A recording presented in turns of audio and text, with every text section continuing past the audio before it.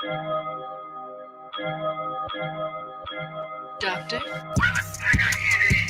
Fantastic. Fantastic. Fantastic. Fantastic.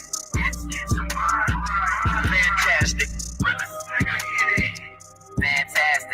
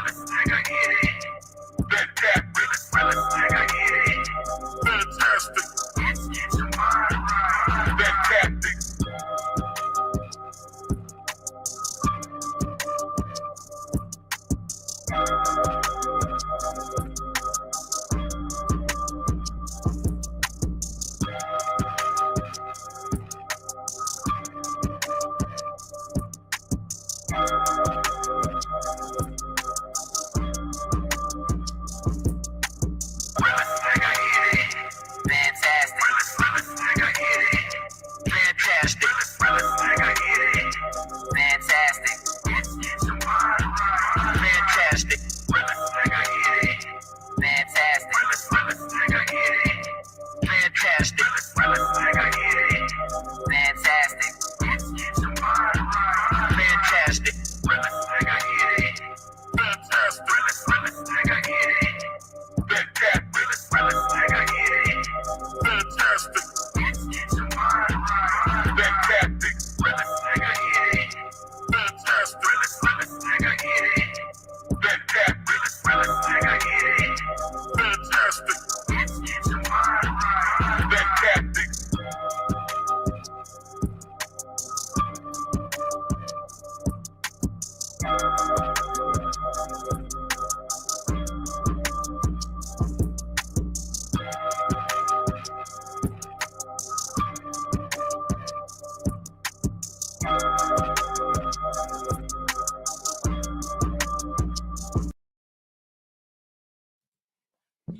Yo, what up, what up, what up? Y'all know the deal, man. Like and share, like and share, like and share, so we get this thing out everywhere.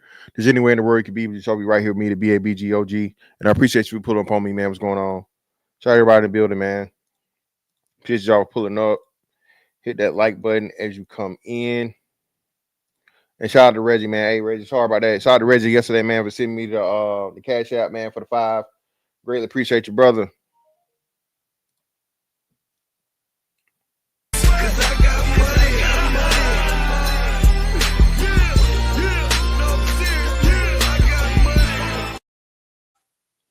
And he gave me condolences for my dogs going down, man. Shout out to Reggie, and then shout out to my man, Tonio, man. Shout out to Tonio, man. Appreciate you, Tonio, for the 10 yesterday too, man.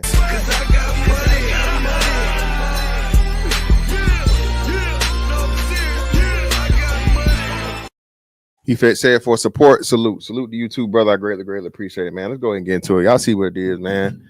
So, the brother Jeremy Reaves,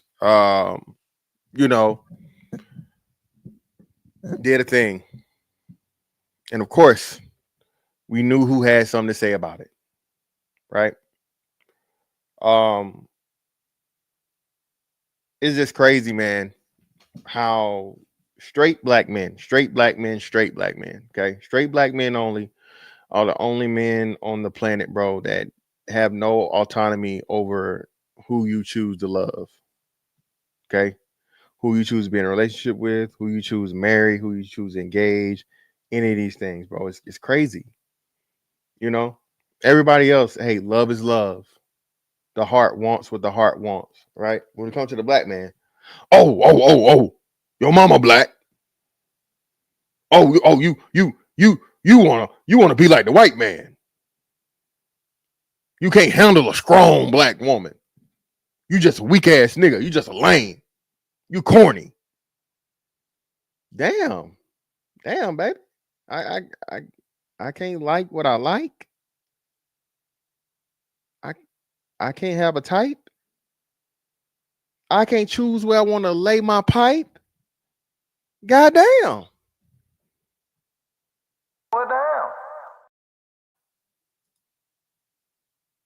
I feel like Gucci Man in 2006. Well, damn. Why is it that everybody got something to say about the straight black man's penis? Y'all don't get the brother fuckers this smoke. And the brother fuckers be fucking it up for, hey, because of y'all, everybody. Not the niggas. Y'all. Get your hand off my penis! This is the bloke who got me on the penis. Shout out to Decatur, ATL, and brother. Greatly appreciate you for the membership.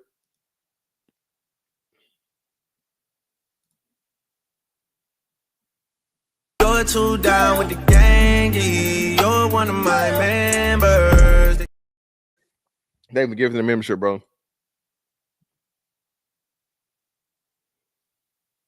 Well, see, look, RNTY. See, they got you too, brother. That was false. It was a lie. It was a lie. It was a lie, brother. See, man, and see, this is what he's saying, man. Listen, and I'm glad you said this, brother. I was gonna get to that, but this is how far black women will go, bro. And this is, I tell y'all, bro, attention is the new drug, bro. Attention is the new drug. See real quick. And I thought I fucking what's the name this, but let's see.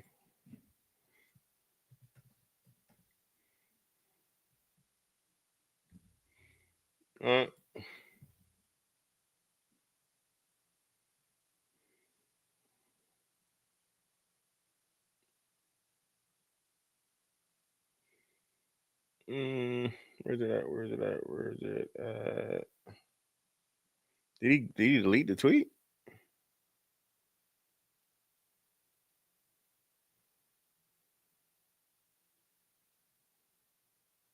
Hold on, I gotta find it. So the girl that claimed that he, flew out or all this other shit and la, she lied, bro. She lied. Made the shit up, of course, right?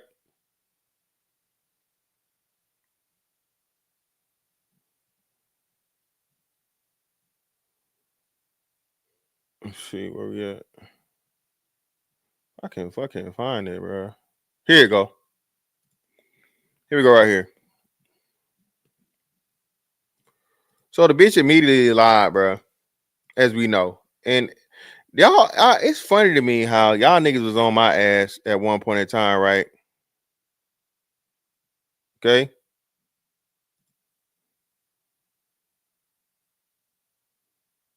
Okay. It's really crazy to me, bro. How y'all believe that shit the whole say. All right. Now, she put his he got engaged or whatever. The bitch immediately posted this, bro. Shit went viral. Not the same man who was in my DMs trying to fly me out. The fuck not, right? And then she posted this bullshit video, right? Of her allegedly giving fellatio. You hear the sounds, right? Okay. Nothing there or whatever. And to pretty much, drag the man's name through the mud. All right. And now, Buddy sent her motherfucking wasn't. Let me ask you, what was the goal here? To allow me when I have no idea who you are, LOL. Make sure you lawyer it up, weirdo. Okay. This is pretty much him sending her the fucking thing to be like, all right, bitch, you want to play this game. And listen, man, please, bro, stop letting shit go. What men are taught, right, even before we become men as boys, is pain is life's greatest teacher. Okay? When you don't do something right, man, you're punished for it. And the pain you receive is a deterrent from you doing the same thing again. Women don't get the pain and the punishment that men do for their mistakes. Okay? Right? Not physically, not socially, not, nothing, right? None of that shit. A woman, she just cried some crocodile tears and she's a woman. She's a girl. She didn't know any better. Cut some slack. Give her a break.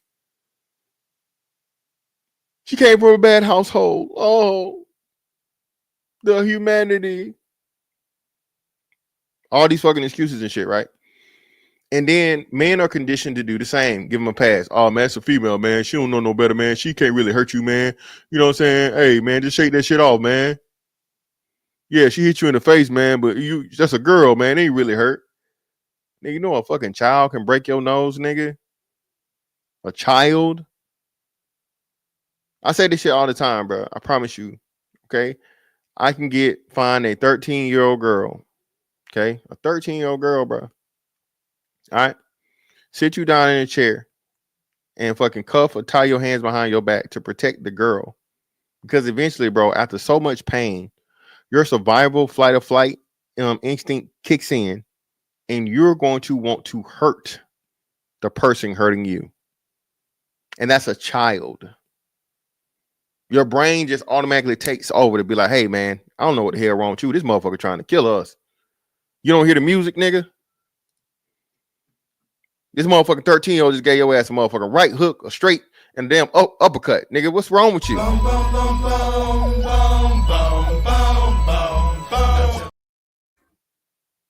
As a grown man, you will get to the point of where you were at, bro. You just got to tap out. Like, I quit, man. You got it.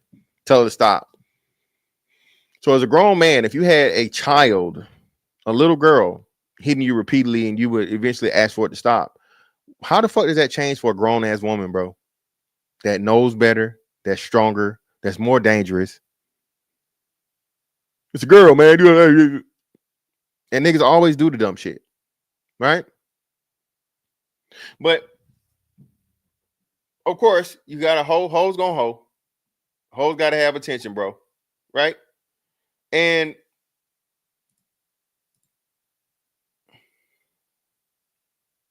that was what it was, right? Shit, I closed the wrong one. Fuck, which one did I close?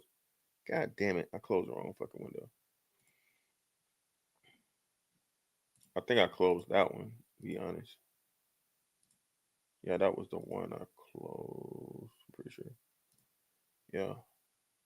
Okay, so I gotta open that back up. My bad, y'all. I closed the exact fucking window I needed. I'm sorry.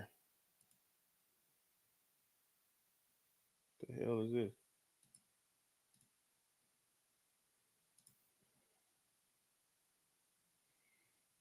Here you go. Cool.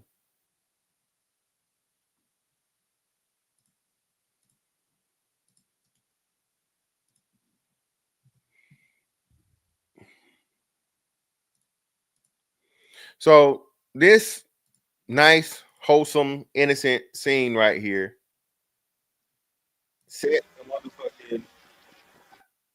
motherfucking, set Twitter and the internet ablaze.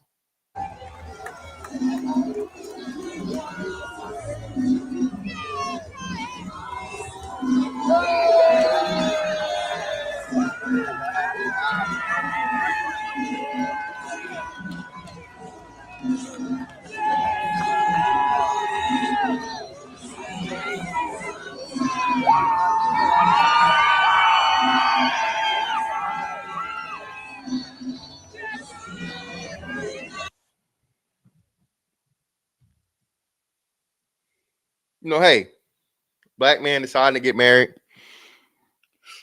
Black men being faithful. Black men starting, monogamous relationship. All the shit they claim niggas don't do, right? But then here we go. As soon as he leave your ass for a white girl. This, that rhetoric, right? And to a degree, you know what? Hey, I'm glad it's going up. I'm glad it's increasing. I'm glad more black men of, true high value, without a doubt, beyond a shadow of a doubt, are going to greener fucking pastures, man. Because again, that's the only way they're gonna get it. Is it gonna change anything? Who even cares at this point? It's not about even caring, bro. I want to see black men win, bro. Straight black men. I want to see straight black men win. And black men should want to see other straight black men win. And there should be no fucking hating of straight black men dealing with a fucking biological woman in 2025 and beyond. Okay? Buzz Lightyear, nigga. To infinity and beyond. No more motherfucking dick policing, bro. We done. We done. Until y'all go talk to motherfucking the brotherfuckers, these niggas, these niggas. Okay. Until y'all go talk to these niggas and ask them why, how they doing what they motherfucking doing. Are you gay? How you gonna ask me a question like that? How do you marry a woman and then turn around and let a man bend you over? Ain't nobody bending me over. Oh, so you doing the bending? You know? Until y'all go talk to the bending niggas. Right? The niggas bending and getting bent. Right? Don't talk to us, man. Don't talk to us. We got this. We got it. All right? This our dick. We do what we want to do with it. With a woman. All right? We putting our motherfucking dicks in the right places. You hear me?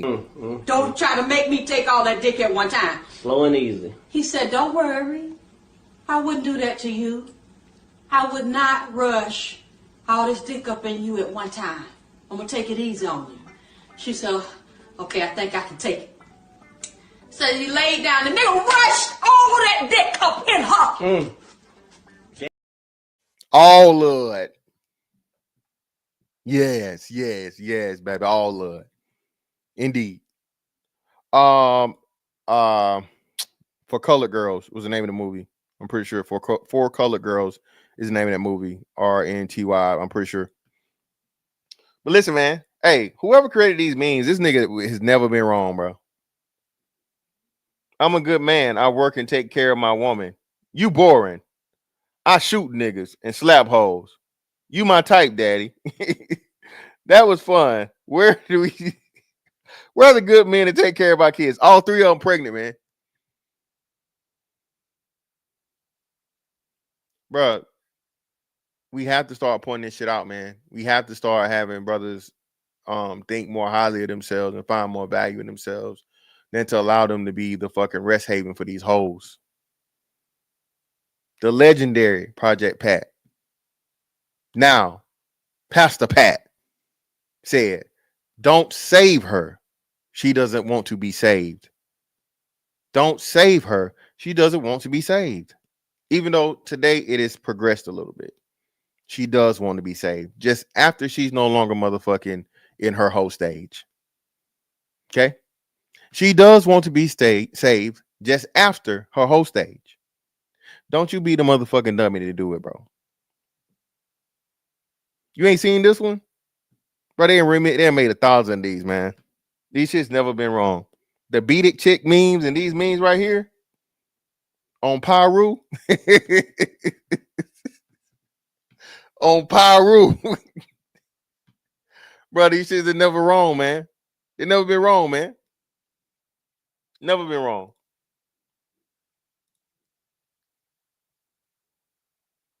Okay.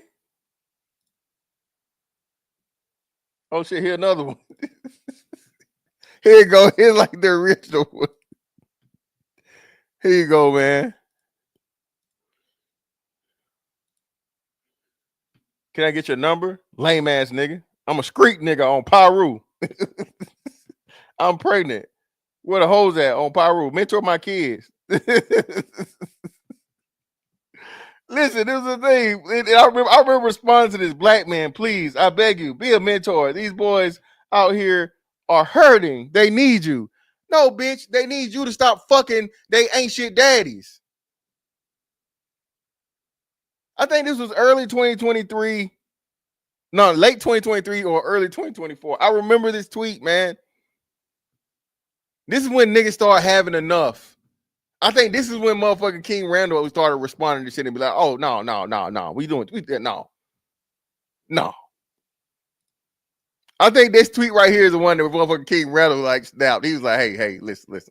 Whoa, now. You got too much dip on your chip. Chief Rocker, and this is what I'm saying. Listen, bro, I don't want to hear, that's why I told you, I don't want to hear shit about dick discipline ever again in life, bro. These women have the motherfucking the complete and total authority of whether or not a fucking baby comes into this world. If a man want the fucking kid here and she don't want it here, it ain't coming here. If a man don't want the kid here and she want to here, it is coming here. So stop acting like, oh, well, men coerced her and he convinced her. No, the fuck he didn't. You know how many bitches done hustled niggas on the motherfucking abortion money?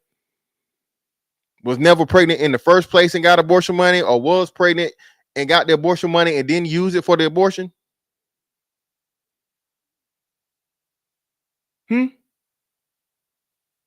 Huh? We stopping this year, bro. We not doing this. We're no longer tolerating these fucking these bullshit ass mythical scenarios that we know who's causing them. Who's responsible? Yeah, men and women have sex. But women repeatedly having sex with black women repeatedly having sex with the irresponsible niggas, the notorious nutters out here. I didn't know I was baby mama number 4. I didn't know. Bitch, what? Y'all can get a nigga social security number. You can get his address. You can get his 3 closest relatives. You can get his last 3 places of employment. You mean to tell me you can Google all this shit, but you can't tell this nigga already had a cheat kid with fucking 2 other hoes? 3 other hoes, 4 other hoes, 5 other hoes? Are you really want us to believe that? Y'all are the fucking Batmans of niggas, the ultimate detectives, the Dick Tracys, the Sherlock Holmes. You can find out any and everything about a nigga you want him to know about him. But y'all can never tell when a nigga got hella fucking babies already by different hoes. And y'all can never tell when the niggas out here fucking niggas.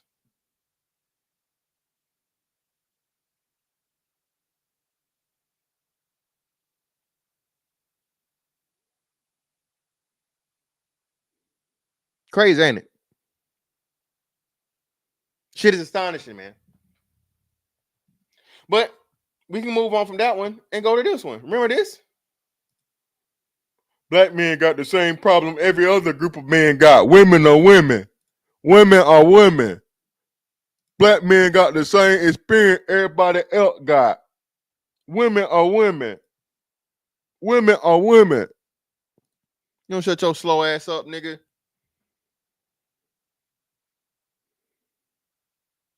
Nigga, never.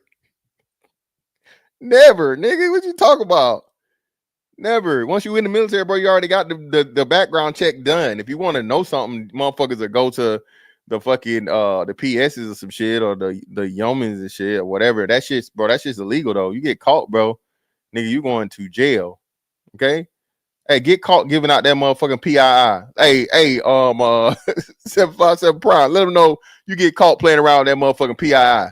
See what happens to you. You going to jail. That statement gonna send you to jail. Crazy as hell, man. Talking about just look, you're not just randomly accessing people information no more. They find your ass out, and they will. You, hey, that's what we talk about, man. Stop it, bro. Asian doll, man. Right? Please have at least 3 bodies before you talk to me, boy. I like killers. Y'all think I just be making this shit up, man? Drug dealer, killer, gorilla, real niggas, steppers, sliders, nose wipers, stripers, take your lifers. This is being put out here. This is being put out here in the world, man. Yeah, man. Hey, man. You got some big shoes to fill when it comes to motherfucking sliding and riding, nigga. Big shoes to fill. And you know, this shit here real viral. Niggas just caught wind of it and like, damn, man, this is what we got. This is what we up against. Yes, girl. Yes. All the motherfucking onomatopoeia, nigga. All the sounds, all the grunts, all the fucking, you know, all of it. Tell me that was no bar. That was no bar.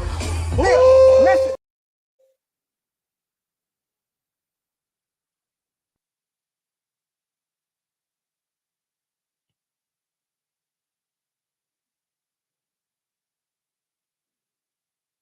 Yeah, exactly, Prime. Female nature is the same. All women are not the same, bro. All women are not the same. From a cultural standpoint, from just a mentality standpoint, all of that, bro. It's not. It's not. All women are not the fucking same, dog.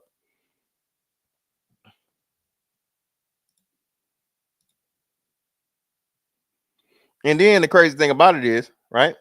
So another thing we done said, and I told y'all this at nauseum, bro. These women don't mind sharing a nigga, bro. Most of us know.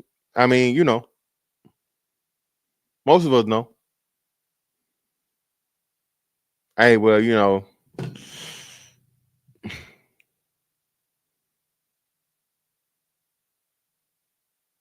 some niggas done had a roster before. You don't mind. If you fit enough and hit the fucking aesthetics that black women like, bro, you good. You in there. You in there, bro. Women don't mind sharing you. They don't mind motherfucking the Luther Vandross nigga. If only for one night. They don't mind, man. We all been in the club before, bro. We all been out here young and dumb and, full of you know what. You know what I'm saying? Come on, baby. You know what I'm saying? Come back to the crib. You know what I'm saying? We can chill, whatever, You know you've been out here all night. You want to get off your feet. You feel me? Then we stop by. I got, you know what I'm saying? I got a little bit of Ciroc at the crib. You know what I'm saying? Back in the hypnotic. You know what I'm saying? I got the hypnotic Ciroc at the crib. What you need? What you want? Come on, let's go back. You feel me? Promise you, I'll take you home in the morning. You stop and get some motherfucking Waffle House, some IHOP. What that sound like, baby? In there. 4-3, nigga. Kobe. We all been there, man. And look, bro, I don't give a damn. I get tired of once upon a time, right? It would have been taboo or immoral, unethical, and all these different things, I guess, from a casual sex standpoint. We live in a day and age, bro, of it's not even bro. Do you understand that we're not even at casual sex anymore? It's fucking prostitution. Women are out here selling pussy, bro. They selling their bodies. Virtually and in reality. Some of them doing both of them. So you mean to tell me in a day and age where women are selling their bodies, okay, for profit, that if I engage in consensual sex where I don't have to pay for it because a woman is attracted to me, she likes my, my physical fucking appearance, she likes my personality, she likes whatever she likes about me, whatever it is, to where she's willing to engage in sex with me and I engage in her. Remember how y'all say it take two to tango. So how does all that go out the window? You seduced her. You fooled her. She had no idea. She thought you guys were going to be together for life. Why? Why the fuck would she think that? Why? I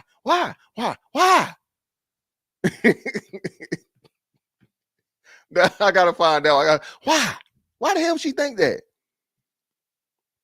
I just met her. I don't even know her fucking last name. What in her mind would think because I'm dropping this motherfucking dick off, okay? Because I'm getting to the bottom of that pussy. Huh? What possessed her to think that this is gonna be for life? Don't let every man hit the bottom of your vagina, the root of your vagina. But they don't know about the bottom. They don't know about the bottom. Yeah. Okay. What would y'all making excuses? She know better. She don't even want that shit for real damn self. She just want to feel good. She want the Halle Berry, baby. She want to make her feel good. Make her feel good. Make her feel good.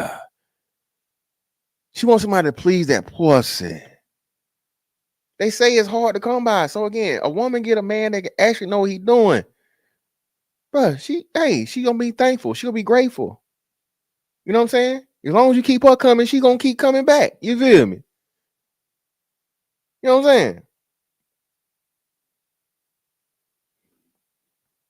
But look at this shit here. Bad motherfucker too, man. And this will be so crazy. Listen, oh man, you know, the these women not just out here just dealing with the celebrities and shit and la la la, right?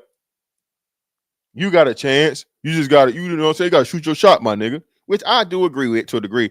But bro, let's be real, dog. That's one in it, bro. Your chances of fucking bagging Bernice Burgos, nigga, as a regular schmegular nigga, you got a better chance of hitting the Powerball. You hear me?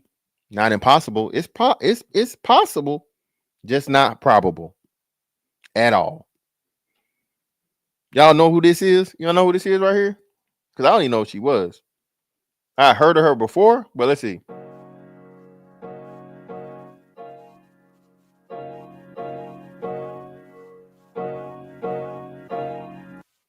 Y'all know who this lovely, attractive young lady is? Shout out to Cree. Thank you, Cree. Damn, Chuck, well, I gotta go lay down. I gotta just cut my camera off and stop the show, baby. Goddamn, what I say? What I do? Dream doll. Dream doll, man. Lovely young lady. Beautiful. What she do? Out here letting a married nigga nut in her. Allegedly. Out of all the men she could have, women love sharing dick. Okay? Black women specifically. I don't know how. Why. I don't know. But again, if you go back, what? I think Salt and Pepper had a couple of songs. I know it was They'll Take Your Man. That was a Salt and Pepper song. I think they had another one about taking a woman's man or something shit. I don't know. Right? If that was your boyfriend, it wasn't last night. I forget who that was. There's another, that's another group. What Mary J? Mary J said, I can love you better than she can. Let's see what else. This morning as we slept the night away. Kelly Price remade the song. Was it Shirley Murdoch first? Who did the As We Lay? Who was the original? I think that was Shirley Murdoch, right? Was that Shirley Murdoch, As We Lay? Yeah, oh yeah, that one. He's mine.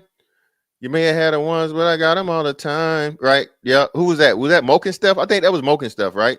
Who was this? This is Moke and Steph, right? Yeah, Shirley Murdoch. Appreciate you. So I got it. See, yeah, I be knowing.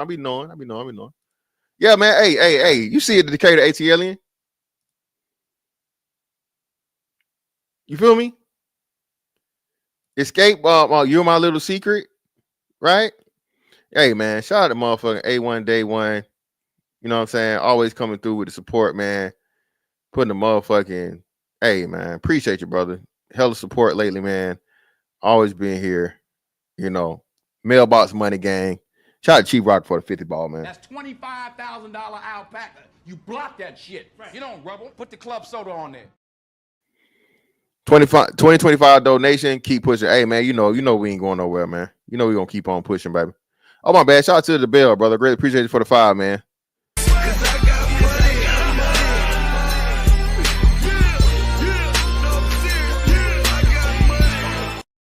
With all that fake human trafficking propaganda, prostitution is at an all-time high, and you can't blame a man. You're right, bro. Listen, bro, they the site Soft White Underbelly, that channel keep some new people coming on there, dog.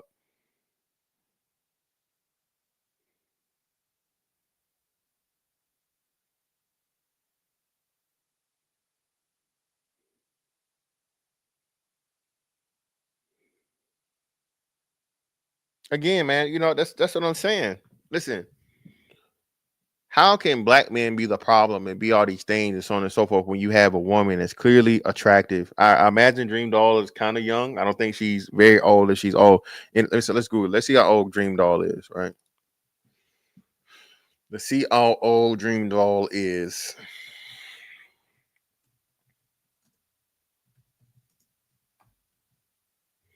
Dream Doll's 32 years old. Fairly young, not too old. Fairly young, right? and Dream Doll out here motherfucking getting skeeted and beated by a married nigga. Ain't that something?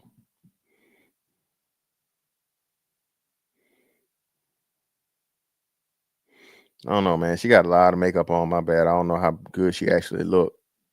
Well, no, I see her with a bare face. She pretty. She cute. She cute with no makeup on.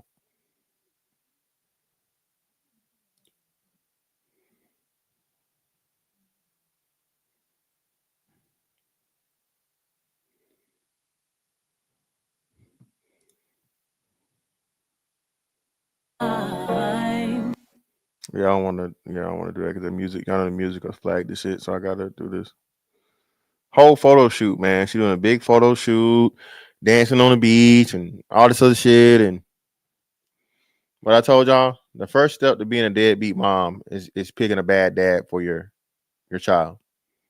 And usually, if a man's in a marriage and like actual marriage, not being separated, not in the process of being divorced or whatever, and he gets you pregnant, that's not much of a good nigga. More like not, at least not a smart one. He's reckless. Okay. Although I never cheated in my marriage, if I ever was to cheat in my marriage, you know, the last thing I'm doing is going raw in the hole. I'm not rawing nothing.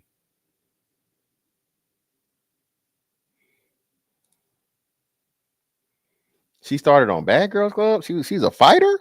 Oh Lord, we already know if she started on Bad Girls Club, that means this all bad. Beloved, I highly doubt it since he's already married. I highly doubt the dude is going to wife her because he already has a wife.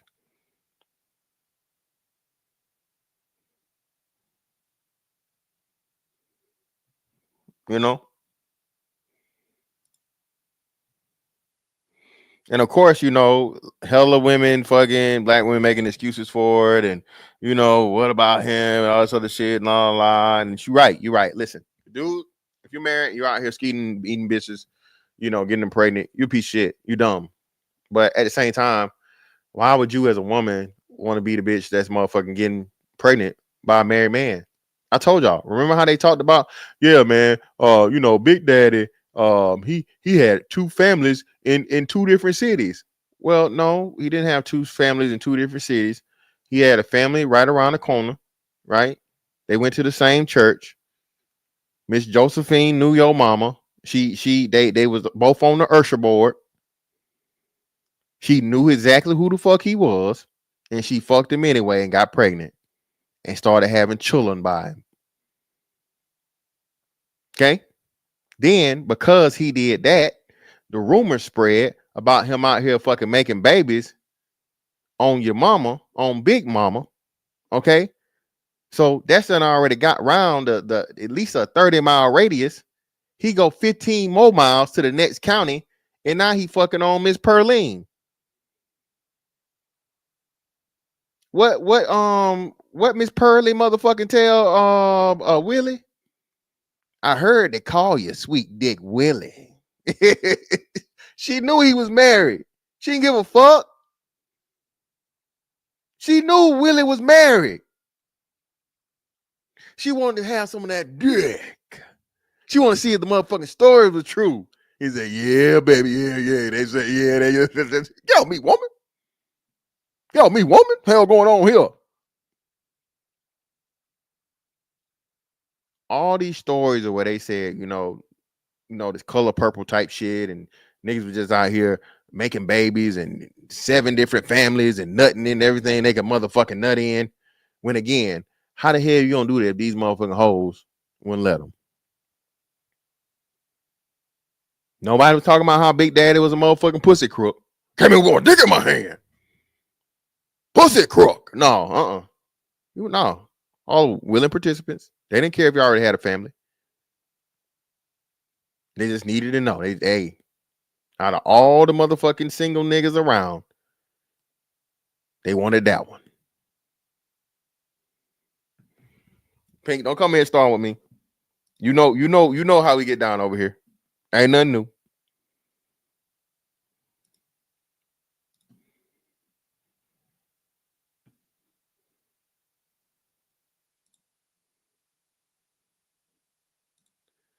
Now, This one right here.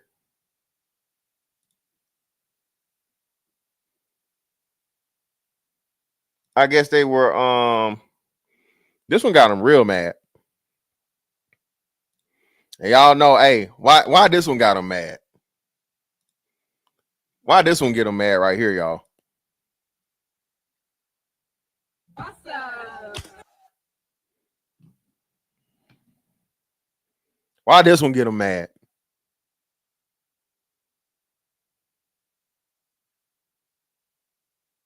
Light-skinned nigga with colored eyes.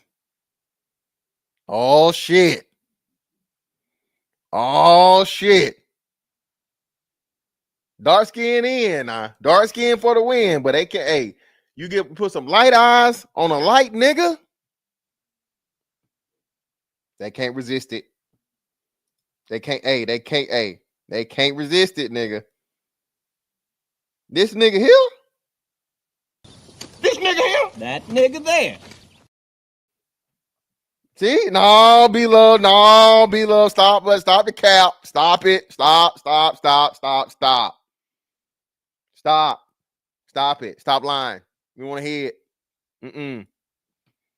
And this will piss him off too, because listen, he doing a little dance. He got the black women cheering him on. He doing the like a potluck motherfucking Soul Train line. What Eric? Pierre, that's Mufasa. Pierre, that's Mufasa. Eric, Pierre, that's Mufasa. Eric, Pierre, that's Mufasa. Get it, Eric, Pierre, that's Mufasa. Go, Eric, Pierre, that's Mufasa. Say it again. Eric, Pierre. Yeah, that was a light-skinned nigga move, by the way. Light-skinned niggas, we saw that. This nigga did like a 1/16 twerk. He put his hands on his fucking quads and no, brother. What's we doing? See, yeah, see, look, see? Mm-hmm. Yep. Creed, hey. He's a nigga to them. He a nigga to them. Yeah, that's Mufasa. Yeah, that's Mufasa. Thank you. And Creed, I didn't even know that. So Creed, thank you, Creed, for that information. So why the fuck y'all surprised about this, man? And look, somebody here, Black Barbie Elite, one of these, misandrous ass black women pages that's so unattractive they never show their face. Never fails, bro. Bro, once you see a page, a troll page, just Twitter troll page rules. If it has anything to do with Barbie, anything to do with Beyonce, anything to do with a Barb or what's her name?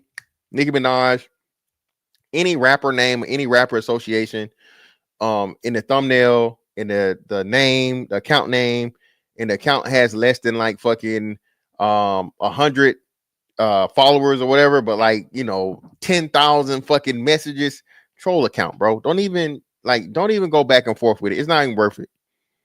And I know it'd be so, but they purposely say the most just volatile shit to where you almost have to, but resist it, brothers. Ignore it. Okay. So he panders to black women to boost his image. His true preference is white women, but he knows they would never promote him the way black women do. What? Hey, man. Upstanding. His person forever, love forever. What's wrong, man? Why y'all always mad at straight black men, bro? And then he's a he's a UK nigga, tea and crumpet nigga. Shout out to the teas and crumpets niggas. All right. Shout out to the brubs. What's going on, bruv? Shout out to the brubs. All right. But even, bro, this shit goes. Nigga, it grows across the water. It's international. This is a British man that black women are fucking trying to take fucking control over his motherfucking penis. What's we doing? Yeah, exactly. Chief Rocker. If y'all not worried about niggas and y'all don't care about niggas in the first place, niggas ain't this, ain't can't don't want, niggas is dusty, crusty, musty. If niggas is all this shit, man, why y'all so worried about them? Why y'all so concerned? Because you feel like you own black men, straight black men. You feel like you own us. You have to give us the like with the first right of refusal. Black women have to tell you they don't want you before you can go deal with other groups of women. And even after you go deal with other groups of women and other groups of women want you, oh, it's because you can make the cut for us anyway. You was ugly, you was corny, you was lame. They just fetishizing you. It's just because you got money. Then it's a mean excuses as to why you're having success everywhere else, right? Bro, straight black man, live your life, fam. All right? Find a woman that makes you fucking happy, is on your program, and does the shit you want the way you want her to do it, and you guys come to agreement and everything works out. I'm not saying find no slave, my nigga. Not saying that, okay? If you want that, wait for the motherfucking sex bot to come out, nigga. Sex bots will be here probably another what's this 2025, another 5 years. Right? If you just want somebody that's gonna take commands and do everything exactly you say, wait for the sex bots. But outside of that, man, you find a woman that can, honor your wishes and get on your program and do what you want her to do. Do that, man. Stop being fucking beholden and being concerned with, bro.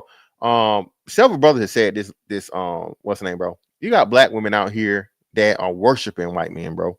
King of Queens, this weirdo ass bitch that was doing the thing. Let me show you this, right? And I can show it because the girl blocked the page, but I got the thing, so I'm let me do this.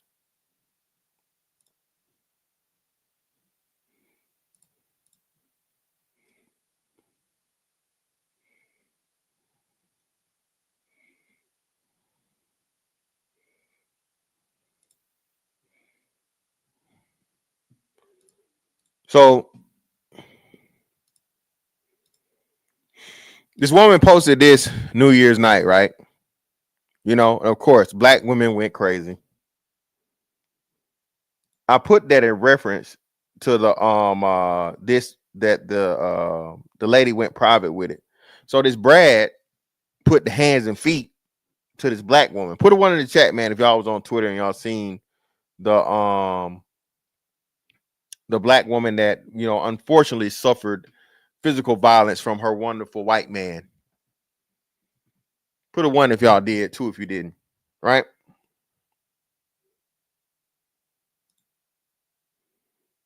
Yeah, man.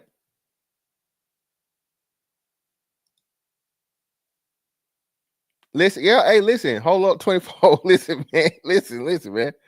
So come on, Cree. We got you, baby. Cree. It's all right. Come on, Cree. You got live a little. Have some fun, baby. You're like, hey, Prime VA, that was her go-to word. Bullet bags. She brought up the femicide rate. Black men, they want to do is abuse and kill us and all this other shit. And lo and behold, her ass crying real tears, bro. Lip busted, swole up. She telling all the fucking stories now about how he abused her with this and he threatened to fucking take her life and her family and all this other shit and la.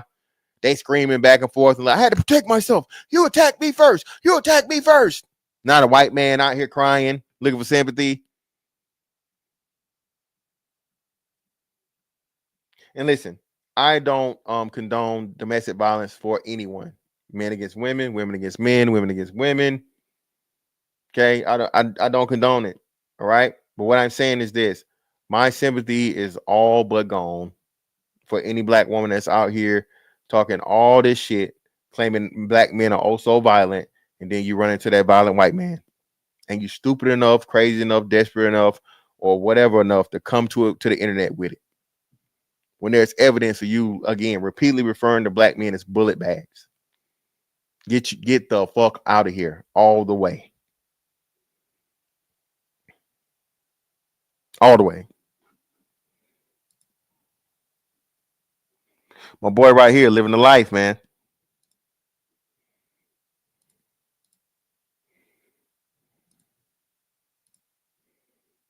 My boy right here living the life. He said holidays are fun. Miscellaneous black guy. The brother said, I think he said he's like a scientist or something. Niggas was trying to clown him. Got 2 of them, man. You know what I'm saying? A 4 and a 3 make a 7. Right? 4 plus 3 makes 7. Every nigga want a 7. He got 2 of them. And what? The only thing better than new pussy is 2 pussies. You hear me? The only better than motherfucking new pussy is 2 pussies at the same damn time. Shout out to Future. You hear me?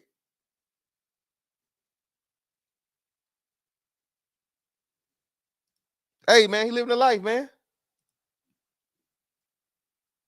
They paid for the, hey, look, they satisfied with, what's this, Chili's or that's Applebee's?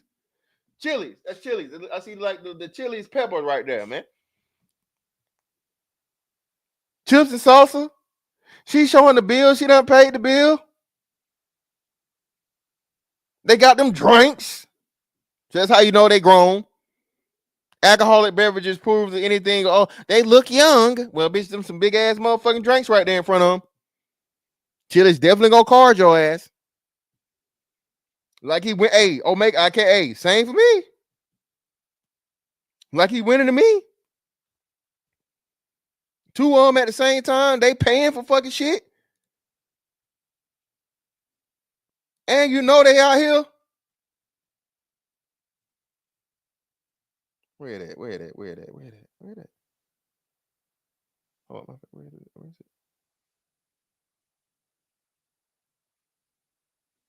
it go? Oh, here you go. Paying for shit and they out here. Hey, you was sucking that motherfucking dick. Girl, you sucking that motherfucking dick. You don't even know what you're sucking that motherfucking dick. You know what? Hey, Becky, man. Hey. Gawk 3000. Hey.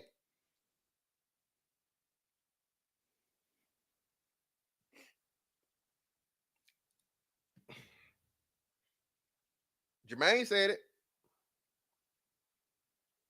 I'm just saying, they might not be fit, but they sure ain't big. Y'all niggas swear y'all hate them big. Fantastic, you like them fat bitches. Fantastic, you like them fat bitches. I guess, man. Somebody got to do it, right?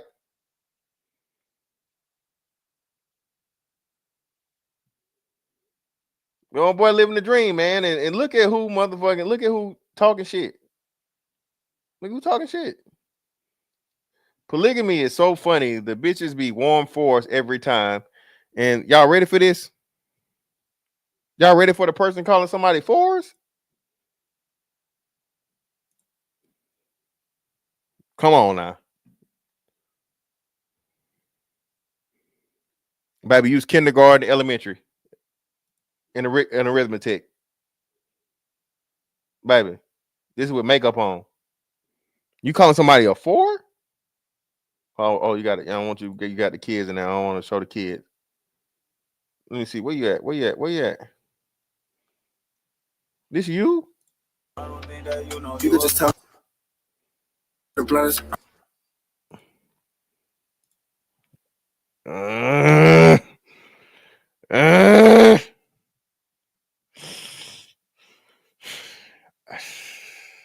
Two of them equal more than you. Just saying. Come on, man. Come. Stall out, bro. Come on, man. Oh, God. Oh. Not you catching her with a spinnerbait. Not all you got to do is shake a rattle trap. Come on, man. Come on, see, look, man. Y'all saying all this, man. This y'all. I ain't saying, hey, all I'm saying is, hey, baby, you can't be calling nobody no foe. Not you.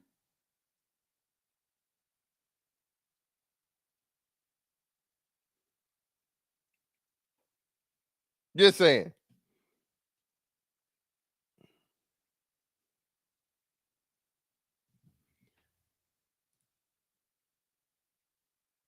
But the most to say, man, criticizing when again, this man's out here living his life, bro. You know how many men don't ever see motherfucking two women at the same damn time?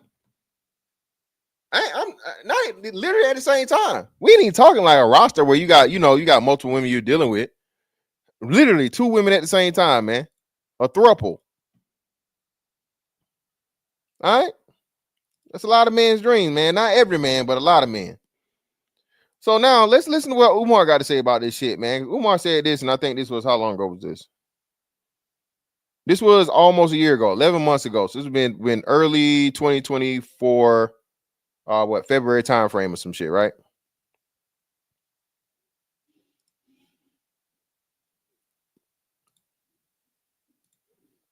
Fair use. One of the biggest advantages the snow bunnies have on our women is snow bunnies will find a dusty brother and see his skill, his talent, you feel me? Yeah. Invest in him in college. And by the time he become a multimillionaire at 35, she been with him the whole walk. So the only thing I see wrong with this is how you dusty and you in college. A dusty, I don't think too many dusty niggas is in college. Dusty? And it just shows you, man, how much, Umar's in tune with the sisterhood and, perpetuating these bullshit ass narratives of black men being lesser than and underachieving and all these different things and so on and so forth, right? How the fuck are you dusty if you're in college? And then he's talking about a man that turns out to be a multimillionaire. I don't think a person that's dusty, would ever reach that height. You have to have a certain amount of drive, determination. You have to have a certain amount of intelligence to be able to go to college, get through that, master your craft, and then expand it to a point of where you're a multimillionaire. And then have, like you said, how is it that black women never ever see the potential in young black men? Or not never, but rarely. How is that? Now, let me bring the realism to it. The realism to it is still you have majority of black men and black women getting married regardless of social status and financial standing, right? Class. But what you're coming to see, right? And I don't know if you guys remember this. Shout out to Obsidian, right? This was right after the Robert F. Smith paid the tuition of the people at, what was it? I always forget. Was it Clark or was it Spelman? Who did Robert F. Smith pay the tuition for? What university was it in Atlanta? Remind me, y'all. Spelman or Clark or Morehouse. Oh, thank you, bro. Morehouse. Shout out to Chief Rocker. Yeah, Morehouse. Paid the tuition for the brothers at Morehouse, right? And we were talking about how and that was right after I think Robert F. Smith had divorced his ex-wife and married his new wife, which is a quote unquote white woman, right?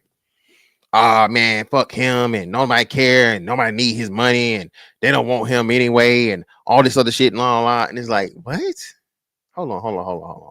So you mean to tell me if a billionaire fucking man came up to you and approached you for even just a casual fucking relationship, you're gonna turn him down? Yeah, fuck that nigga. He like them white bitches and he lame, he corny, and don't nobody want him anyway. Baby, at that time, Robert F. Smith was the richest black man, African-American man on the planet. At the time he did that, he was the richest black man alive. Okay? African-American. But because he chose to deal with a white woman after he had already had a black wife and family and all these different things, made kids and everything, his everything got erased. Nothing he ever did was of note, was of value. Fuck him paying the tuition for the black men at HBCU. All that. Fuck that shit. We don't need that nigga. And the conversation started happening about how the 30% of men that were getting educated were starting to raise in numbers in interracially married. right, and marrying out. Simply because, bro, all skin folk ain't kinfolk. And just because we're the same race, don't mean we motherfucking going to the same goddamn place. Okay? Black men are learning very, very quickly, man. Listen, I'm not going to sacrifice the acceptance or the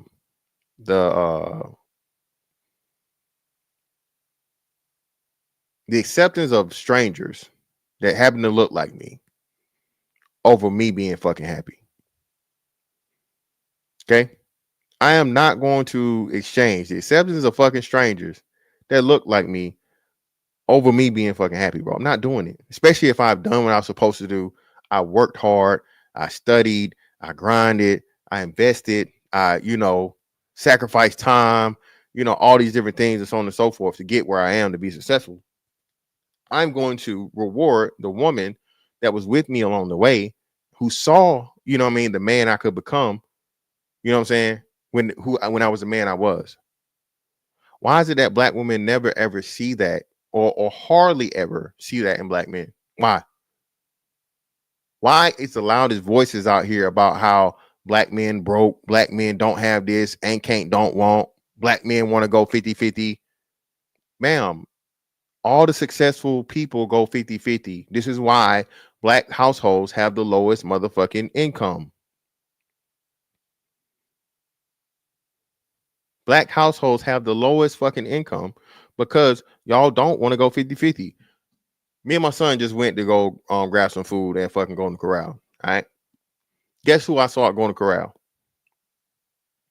I saw motherfucking Pedro in there. And Maria. Guess how many kids Pedro and Maria had? Take a wild guess. How many kids they had, y'all?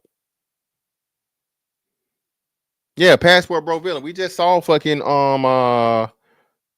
Devin Haney's baby mama crying for Young Thug on the fucking jail phone. Then you had damn, Belly, was you there? Was you there, Belly certified? Was you there, nigga? Goddamn. You got it off the bat. It was 4 of them. Cuatro. Okay? Cuatro. They had Cuatro Niños. See, I know a little bit of Spanish. I told y'all, Paquito, motherfucker. I speak of the Spanish. A little bit. All right? Cuatro Niños. Okay? 4 of them, man. They had 2 boys. They looked to be, I'll say, like somewhere around 8 to 10. They had a little girl. She was like 2. Then they had a baby. And guess what Pedro and Maria had in fucking common?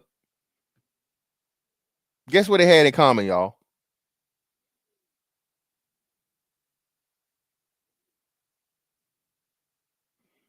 Who, Cree? Who just had a baby?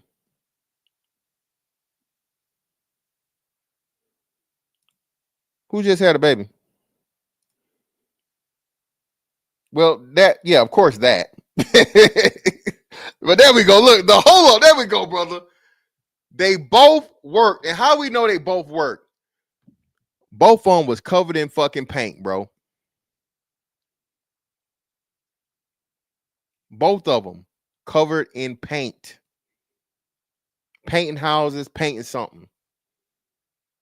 Pedro had his cowboy boots on, had a hole in them. The sole was coming apart and everything. Yet and still, he sat down with his entire family, had a meal at Golden Corral, and Maria there just smiling.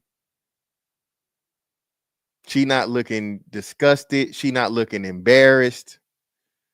She there with her 4 kids and paint cover over her where she could have been helping her man work for the fucking day. That's what black women say they too good for. That's what black women no longer want to be around for. Mind you, we make more money than Pedro in one.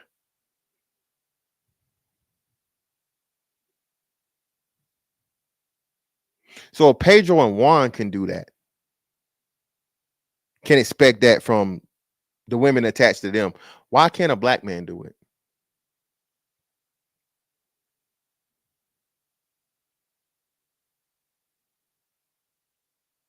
Golden Corral, That's some shit you do years in. You know, my ex, man, she hated that was my spot. I'm a buffet nigga. I'm a big nigga, right? So, you know, hey, a buffet, I love me a good buffet. Black women, for the most part, there's some shit you got to get to once y'all all together. Baby, he ain't even trying to take you to motherfucking Golden Corral, but damn, you too good for cheesecake. You too good for Maggiano's. You too good for motherfucking damn, what's the joint? Shit, nigga, California Pizza Kitchen. You too good for California Pizza Kitchen? No, I gotta go to Ruth Chris. I gotta go to Capitol Grill. Steak 48, Nobu. Damn, little baby.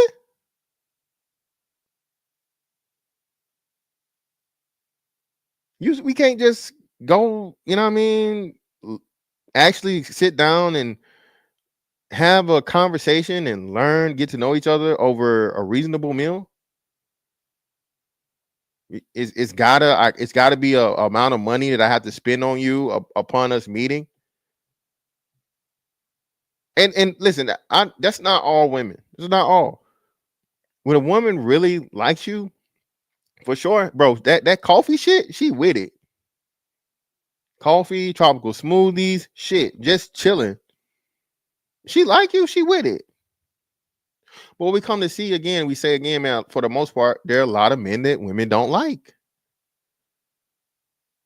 Those are the men that are going to approach them the most. So they're going to fucking take advantage. Instead of telling that man, hey, look, sir or brother, whatever.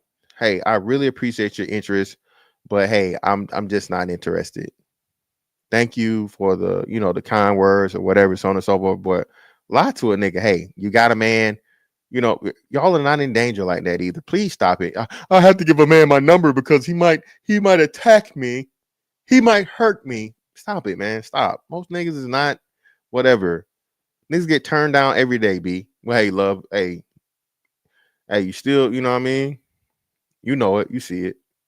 That's respect. You know what I'm saying? But you have a nice day. Enjoy yourself. All right. And go on about your way. That's the approach of most black men, bro. Brothers, if you've ever been turned down, put a one in the chat. No nigga,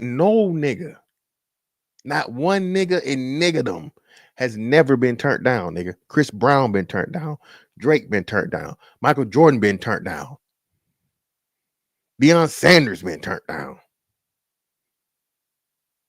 Every nigga done been turned down, bro. What are we saying?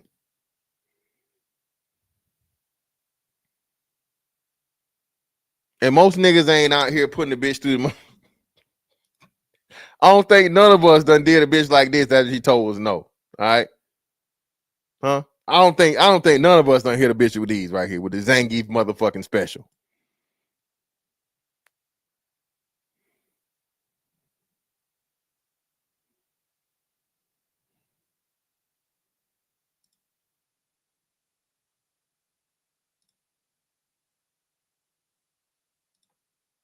Yeah, I don't think many brothers out here doing none of that. But let's listen to Umar, you know, make excuses some more. You see that? A lot of sisters are not going to do that. They're not going to find a dusty brother in his senior year or dusty brother in the community. But you see, he got this business idea. She like, nah, come back and see me when it's up and running. I don't think. Now again, Umar, why do you keep referring to these men as you're saying a black man that's in college, for one, is already in itself rare. And that isn't just the black men, it's of all men. The minority of men go to college compared to women in all fucking situations. Asian, white, Hispanic, fucking everything. Arab, Indian, more women go to college than men, okay? First and foremost. So I'm not saying that as a slight to black men or whatever. The majority of more women outnumber men in college overall, right? You just said this man is a senior in college. How is that even possible? How are you dusty and you made it to your senior year in fucking college, bro? You're about to graduate college, you're about to get a degree and you dusty? This is why I say, man, I don't want to use the word dangerous, right? Because I don't consider Umar to be dangerous. Umar is who he is, and Umar clearly plays to his audience, right? His audience being black women, a lot of those which he, want some pussy payments. You hear me? All right. But why do you keep referring to black men that don't fit the narrative you're describing as such? These negative fucking, these negative titles. Well, it just goes how strong to show you. Like I said, man, the lingo, the language, Dusty and Brokey and all this shit that gets fucking automatically attributed to a black man simply because he's black and he's not in the NBA, he's not in the NFL, he's not a movie star, he's not a rapper, a well-known rapper. You're all these things, bro, just off the bat because you're not famous and you're not, rich. That is the fucking that is the status of the black man, bro. That's something else. No other group of women is out here, nigga. You gotta have this just to talk to me, huh? Excuse me, baby. You live in the bricks, baby. You live in the bricks.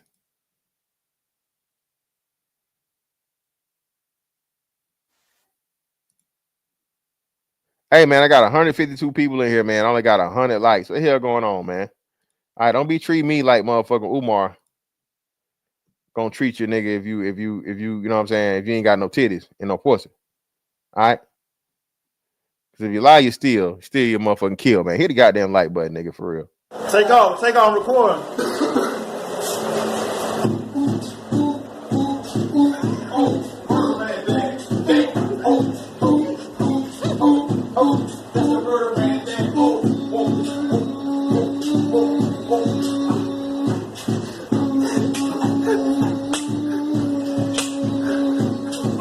Real more shit, man.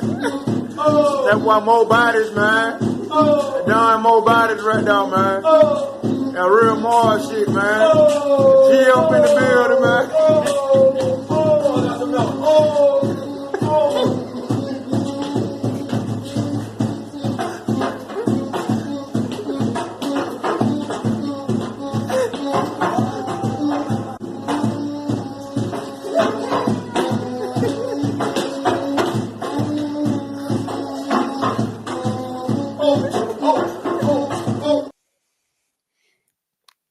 Yeah, shout out to Machine, man. Bro, to them as a man, make it with a 9 to 5. Listen, bro, I'm telling you, if you're a 9 to 5, they already said it, bro. You got 9 to 5 money, bro. That's slow money. They said they picking a drug dealer, man. They picking a drug dealer over the doctor, over the lawyer. They said that.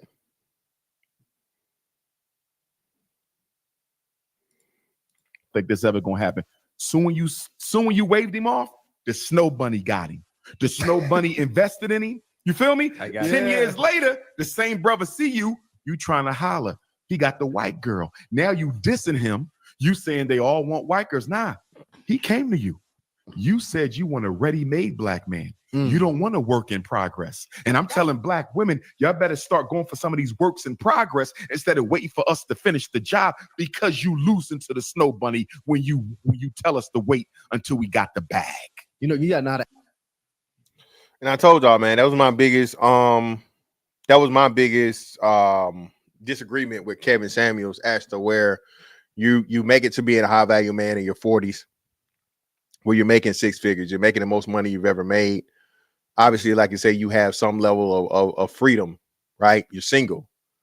And you mean to tell me you're going to not only get in a long-term relationship with a woman that's most likely, going to be your age, okay, but you're going to get it in a long-term relationship and marriage with her in 6 months? Nigga, what? What? Like, huh?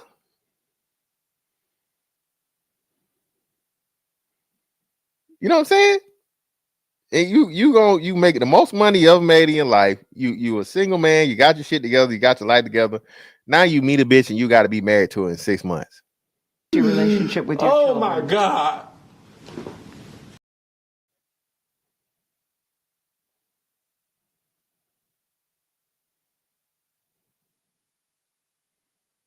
You know what I'm saying? It just never made sense to me, right?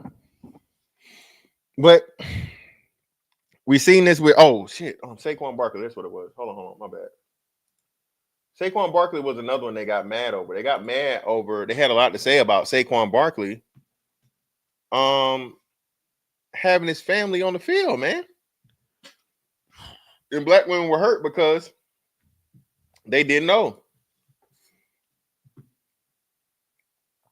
They had no idea, man. They didn't know that Saquon Barkley had a white wife and some beautiful, mixed kids. They didn't know this. But they were offended, apparently, right? They were mad that Saquon Barkley found a good old white woman, okay, to create a motherfucking family with.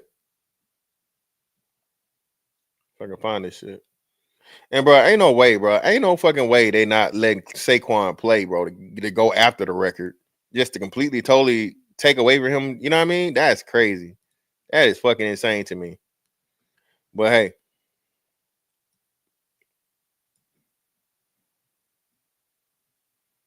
See if I can find this shit. Where is it at?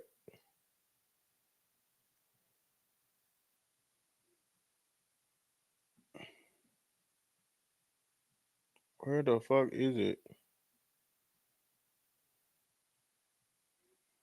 I might have to. It was on here, bro. I can't see it. But either way, Saquon Barkley met up with his wife and his kids on the sideline. You know, gave him a hug, kiss, all these different things. And of course, people had some negative to say. There was another thing too. I think that was overseas though. I think it was in the UK where brothers were. You had several brothers, doing things with their kids, especially their daughters and things like that or whatever. And they was talking about how it's just because them kids is mixed and all these different things and so on and so forth. And it's just like, bro, black men, bro, y'all understand how hard it is for you to quote unquote win in the court of public opinion? You feel me? Even when you're doing the right thing, if you're not doing it exactly how black women's first, right? But then of course, because black women run the hive, which is the community, right? If they're not satisfied with it, then you get all the simps and the son husbands and all these other motherfuckers and the Dr. Umars that come around and say crazy shit about your family. I remember J. Rue Holiday, right? Yeah. So J. Rue Holiday, who's now two-time champion, used to play for the one time with the Milwaukee Bucks and last year with the Boston Celtics, the defending champs this year. Unfortunately, I got to say that, right? But J. Rue Holiday married a white woman, right? His wife is white. If I remember right, his wife or his child, either his wife or his child, had cancer. You guys correct me on which one it was, which family member it was, right? But either his wife or his child had cancer and he had to step away from the NBA for a minute to pretty much take care of his wife or his child and nurse her back to health. Okay. J. Rue Holiday, just perfect veteran, never any type of behavioral things or whatnot, what have you. He got his brothers in the league, upstanding brother, right? He found his love of his life was white, right? They talk all this shit about this man, and I forget who or what they donated to, but it was a black cause that he ended up donating to that all the niggas was talking shit, never gave 1 penny to.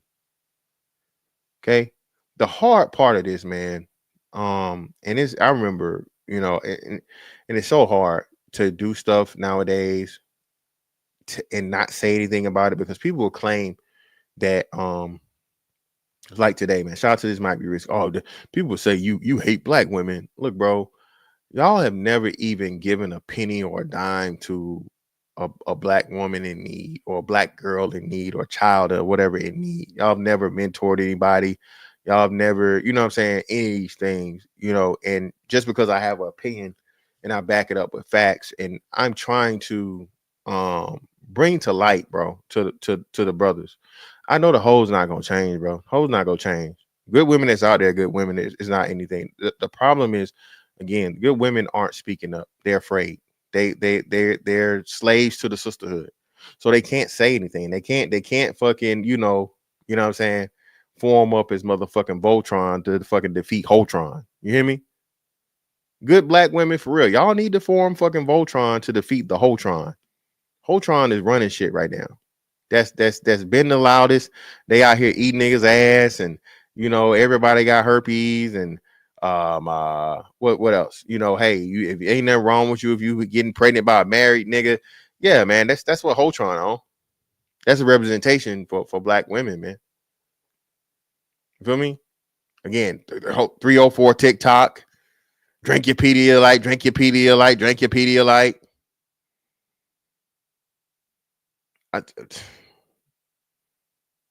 Hey, man. I don't know, dog. I can't call it.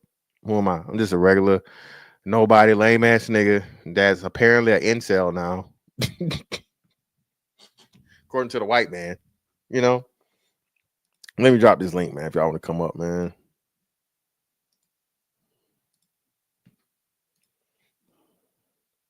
If Dr. Umar said it, it's true though, right? That's why I say I can't ever totally throw Umar away, because at the end of the day, I think Umar has gone through a number of the things that we went through at some point in time in his life. Maybe not now, especially, you know, being who he is, having the prestige he does, and the reputation and whatever the name. So pretty much, you know, he getting that pussy off the strength, just being Dr. Umar. You hear me?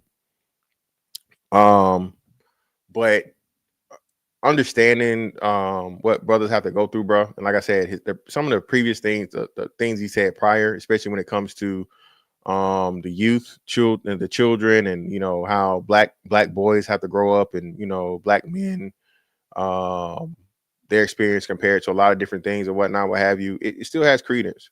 The unfortunate part of it though is he's willing to sacrifice, you know, us for the us. But what's up? We got a man True Hype in the building. What's going on, brother? What's going on, Sonny? Appreciate your brother coming up. What's going on, man? Hey, man, until they got energy for like, you know, Angel Reese type person, man, they just need to leave other cats alone, man. Especially if they ain't like, you know, kin to you, man. I don't know why they feel like they got some kind of control over something, because it's only getting worse, especially the harder they push. And this whole Reeves situation is crazy, man. Like the chick was lying on him, man. He had to sue her, man. I'm like, yo, that's wild, man. I really hope. You know, so fucked up. I think because he's a celebrity or whatever, it's going to be possibly difficult, and more likely, right? Well, I think so. Another big thing too. A lot of the times, people don't sue these people. You got feedback, True Hype. I don't know, bro. You got something playing in the back. But a lot of times these people don't sue the people because it's not worth it. They don't got nothing. Bro, these hoes be on fucking Twitter and be on this other shit, bro, with not one asset in life, not one motherfucking positive dollar net worth ever. None but debt. All in the negative. What you gonna sue and get, bro? Hey, but you know what you could do? You know what you could do? You could just like get a private investigator and just make an example out of them. Put their business on Front Street, man. Hey, something's got to give, man. I'm gonna say this, man. Black men have to stop playing the game fair. Got to, bro. Sorry, and I'm not speaking or calling for any type of physical violence or harm to be done, but public retaliation, you know what I'm saying, in like you said, the information sense or whatever it may be. Of course, not talking about anything criminal, okay, but exposing people for who they truly are when they're trying to lie on other people, bro, has to be a new tactic. Has to be something. Yeah, you gotta get the people in their life. You're right. You gotta make them uncomfortable, man. And I would add one caveat to what you just said, Fantastic. Because fair would be like, hitting somebody back when they hit you. You know what I'm saying? Like it's too one sided. You know what I'm saying? You think you're gonna deal with these people with one hand tied behind your back? That's a no. You know what I'm saying? You do got to pick your spots, but somebody need to make an example out of them. You know what I'm saying? Yeah, And definitely. they always shame black men taking the higher road or the more high ground. You got to get rid of that shit out of our system, bro. No other man does that with their women. Like if they gonna sue a chick for doing something stupid, they gonna sue that chick. White men do that shit all the time. Hey, look! I just seen a cat in Australia, man. He was waving the flag at some chick because his soccer team won, and she tried to grab the flag from whatever. And they walking down the street, you don't know her. He just like waved the flag. She tried to grab it out of his hand, and he kind of just pulls it away. And then she goes and punches him, and dude like he stops and like looks at her crazy. Man, he broke her jaw. He punched her in the face. Hey, as you're supposed to, self-defense. Self-defense, man. We gotta start making this shit to where women can just do anything to men, bro, and there be no consequences.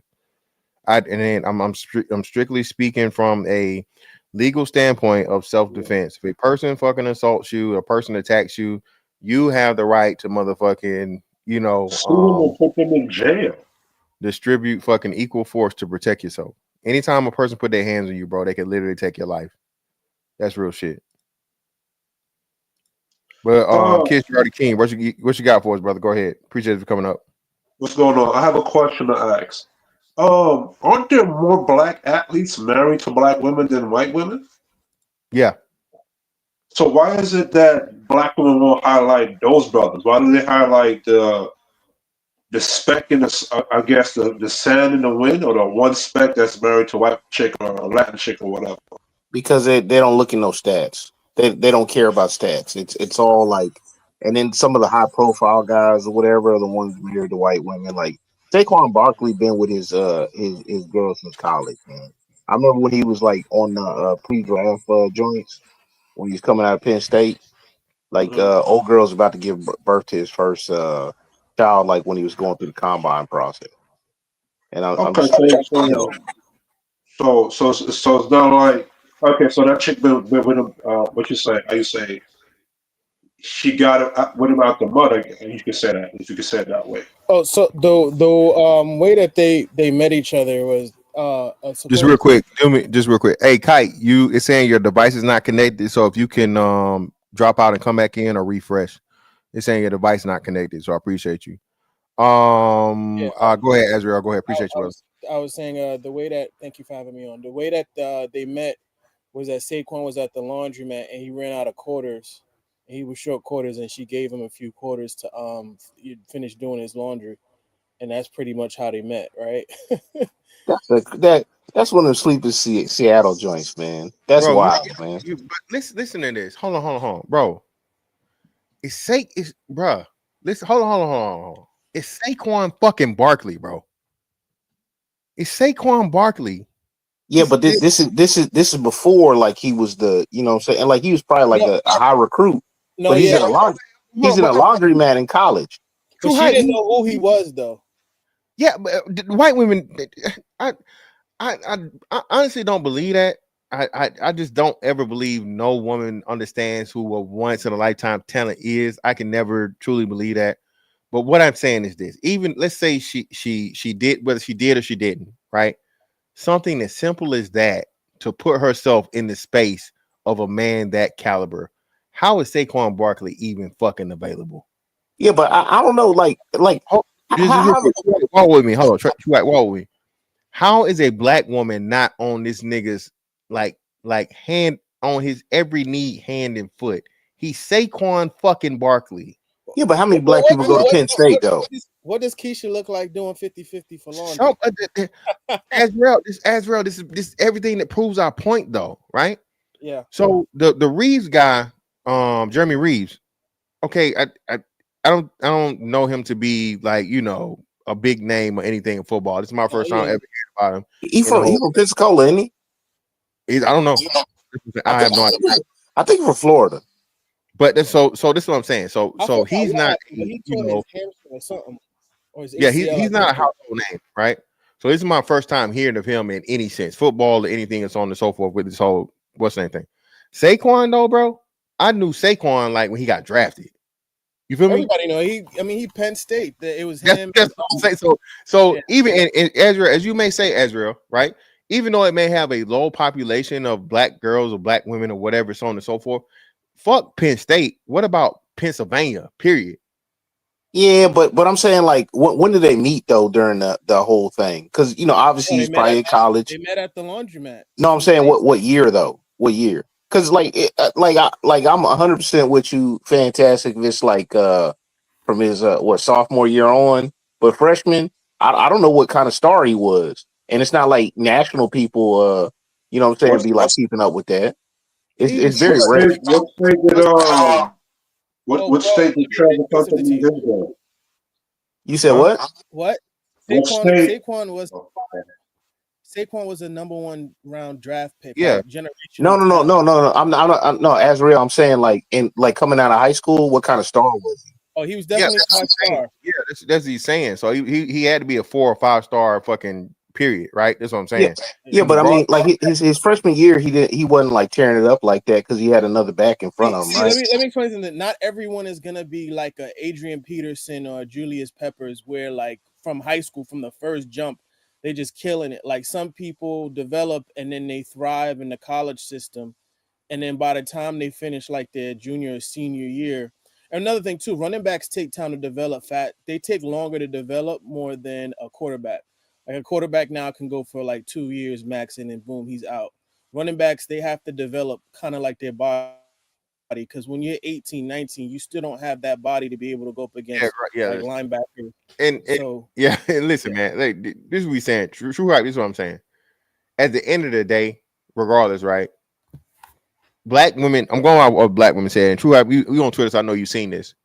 When they showed the picture of him and his family of his coming out, black women was like, I never would have guessed, and I couldn't understand. And this and the other. No, they ain't never followed him. They weren't with him shooting in the gym. She's been out there. She been out there.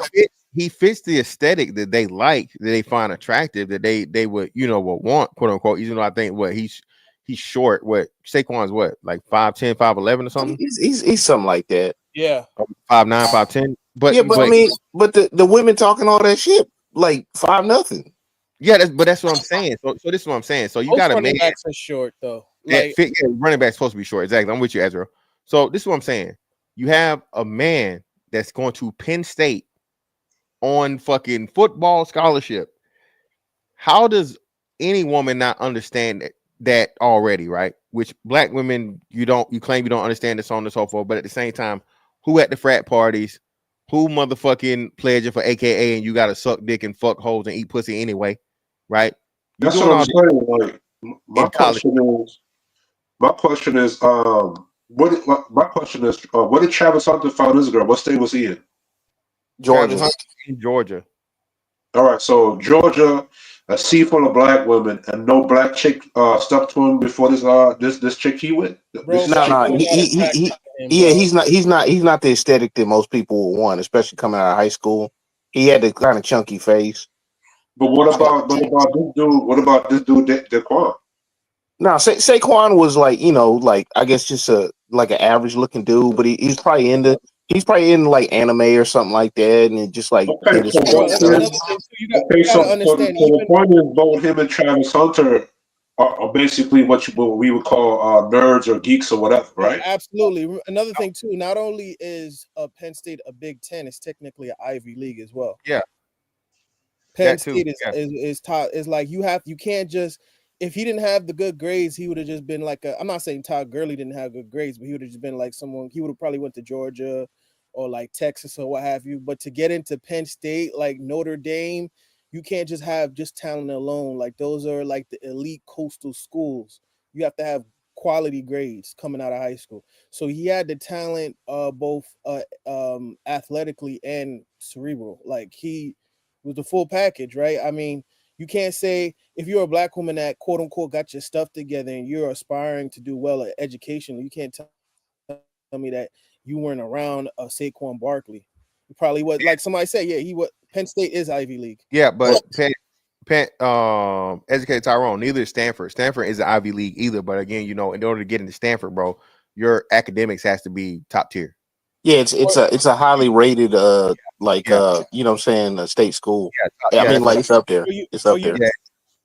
So even though it's not Ivy League, it's like a top 25, a top, you know what I'm saying, college institution when it comes to academics and shit. Let me get these super chats real quick. Appreciate you guys for all of the support. Shout out to my man Jim Rat. Greatly appreciate you, brother, for the 5.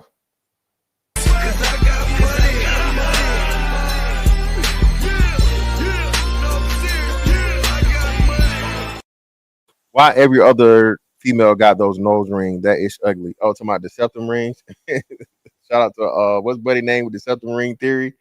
Yeah, man. Listen, bitch got a septum ring, bro. Like, hey, shout out to James Wingate for the 2. Greatly appreciate you.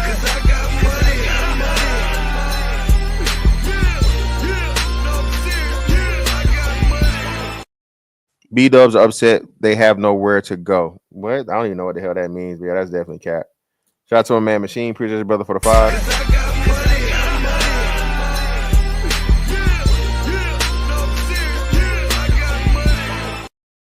Anything without a proper title they can brag about at brunch with fellow Lakeishas is beneath them. In what world? Yeah, that's crazy.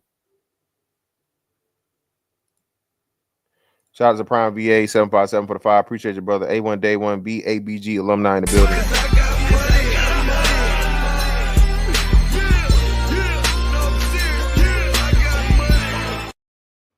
Reeve wasn't a top recruit in high school, went undrafted and was cut multiple times in the NFL. Becky stuck by him. And yeah, man, that's even better. You see what I'm saying? Because listen, man, everybody in the NFL ain't motherfucking Saquan Barkley, right? Everybody's not Saquon Barkley. Everybody's not fucking, you know, multi-million-dollar fucking contract or whatever. Motherfuckers got to fight to be in the NFL, bro. That shit ain't even to make the stay on a practice squad can be, you know, a task, right? So him rewarding and giving her this thing and him, you know, trying and fighting and doing all these different things, and a woman sticking by him, you know, through the whole process, bro. Why would he not? And then again, I say this to every black woman that's mad with a black man that's with a white woman. How did he go past you? If you feel some type of way, this is only to the black women that feel away, right? Only to the black women that care. Only to the black women that's got a criticism of black men that's dealing with white women or women of any other race. Why weren't you there? Why wasn't someone like you there? Out of the millions and millions and millions of black women that surely had access to him before the white woman ever got around him. Okay. And that's the case 90+% of the time. Busy partying with the black fraternity niggas. That's probably yeah. But quick question though. I want to say quiet as kept, but one thing I want to say, quiet as kept, a lot of black women on campus, they're not messing with other black dudes in college that are in the same going to college. They're still messing with their boyfriend that was in high school that probably didn't finish high school, or they messing with their D-boy boyfriend that they were dating that was like 21 and they were 16.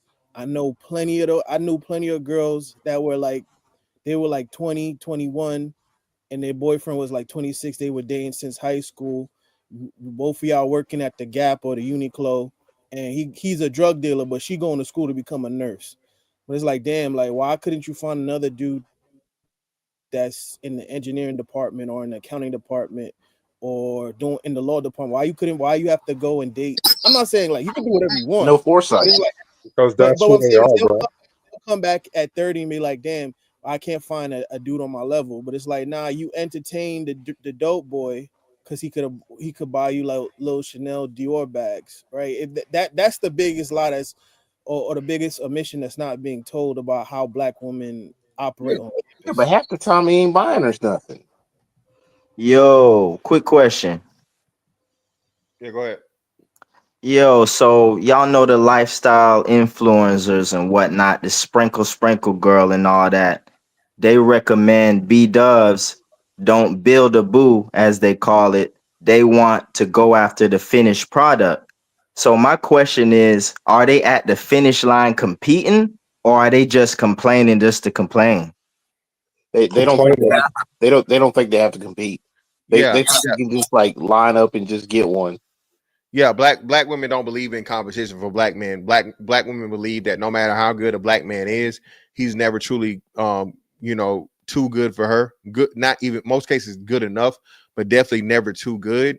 And she should be standing there at the end, and he should be happy that she's there once he's accomplished his goal, no matter how successful. So guess what though? So that sounds like entitlement then, right?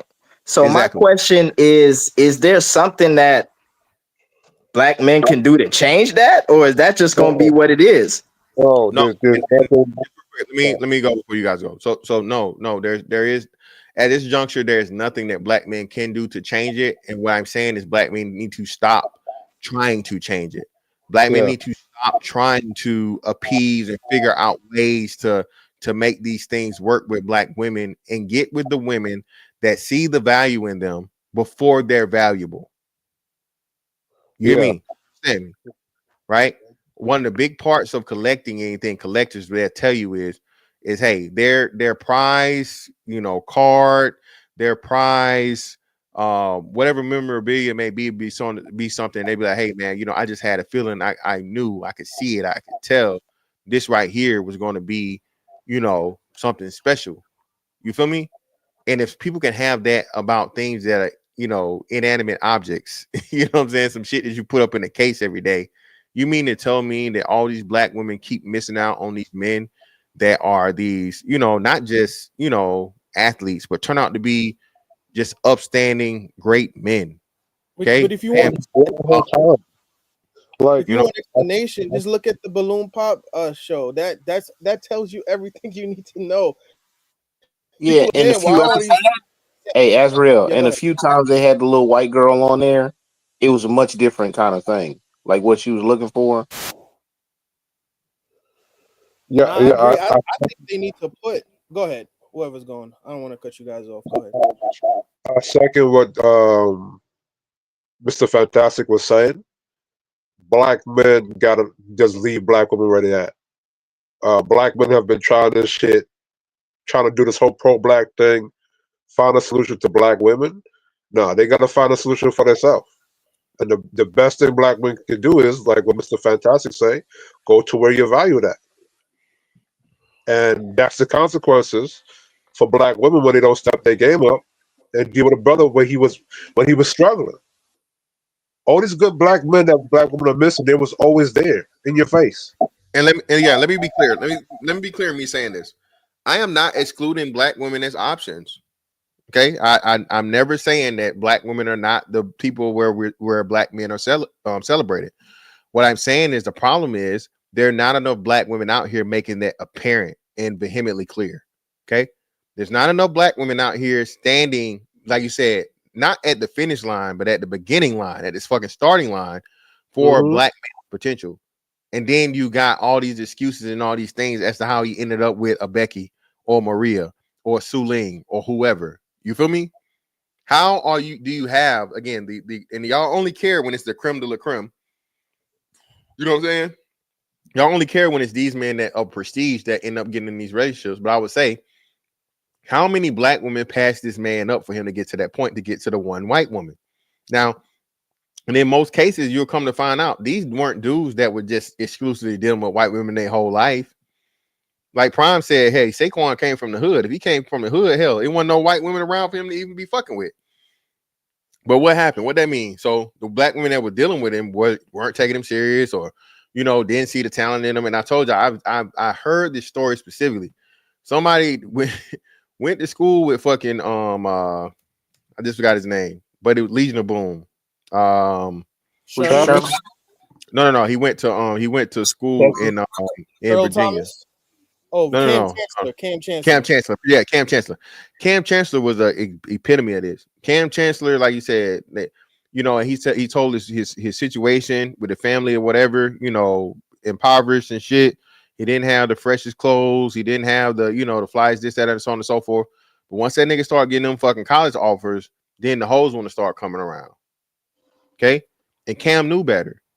No, bitch. You didn't want you don't want me for me. You want me for you hitting the lottery. Bitch, get out of here. You feel me? Yeah, if you And then ever it's something hear wrong like with black I men. used to Yeah, then it's something wrong with black men for protecting ourselves and understanding. And bitch, you don't see no value in me. You see the value in what I can do for you. I don't want we not playing it that way. I would much rather have somebody like you said come along, some little ditzy ass white girl that don't know who I am and runs across me in the fucking laundromat and give you some quarters. Now we strike up you know what I'm saying? And that's truly somebody that wants me for the person, my personality versus the shit I can do for them. And then when you come in like that, I know it's only a matter of time before you pull the cord and you bounce anyway with however much of my shit you can get and possibly a kid to go with it. Yep. And you know, like I heard stories of women specifically wanting to like date or marry a specific type of person, and they would go to those classes. They would meet the dude, then drop the classes, and then continue talking to that dude, whether it be a doctor, lawyer, engineer, that kind of stuff. And it's like Hey, it's not just white women; it's women of different races. But it's just like that's crazy, man. Like they know what they want though, and they go after it. yeah, shout out to Prime. That's it. Hey, he grew up with this. What I'm telling you, Cam Chancellor, bro. Like I said, once before the neck injuries and shit, bro. Cam Chancellor was gonna be was Hall of Famer bound, bro. Like crazy shit. That defense. I'm not even a football dude, but like you said, you know what I'm saying. So simply because and this is why I be trying to tell people, man. This shit really is scientific to a degree that I don't think anybody outside of us can understand.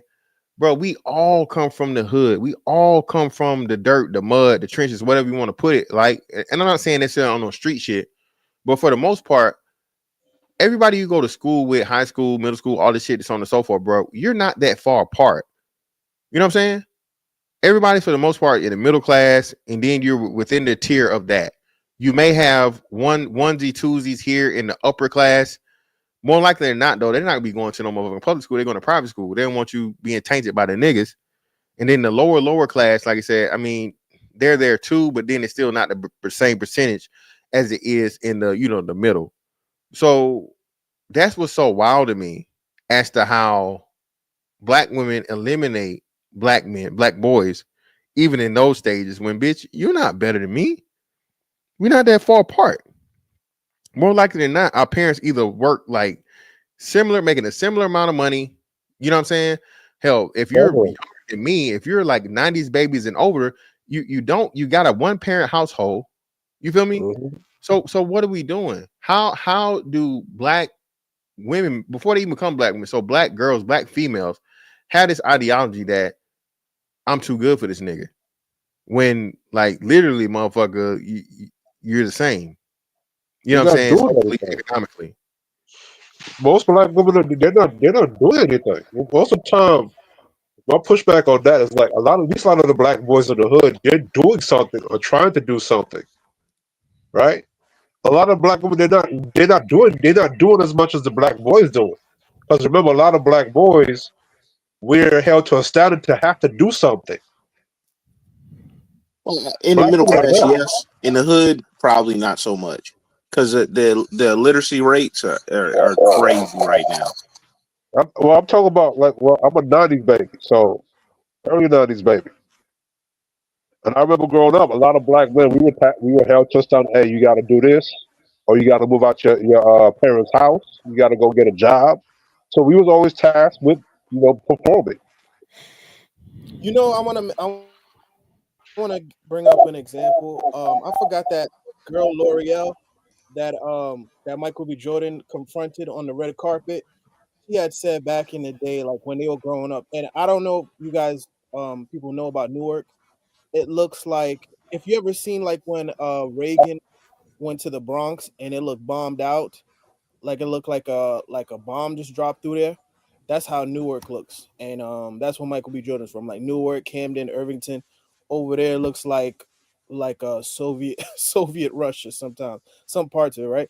But long story short, she said, "Oh, we always thought he was corny because he would carry around his acting pictures. Yeah, You know, his headshots. His headshot.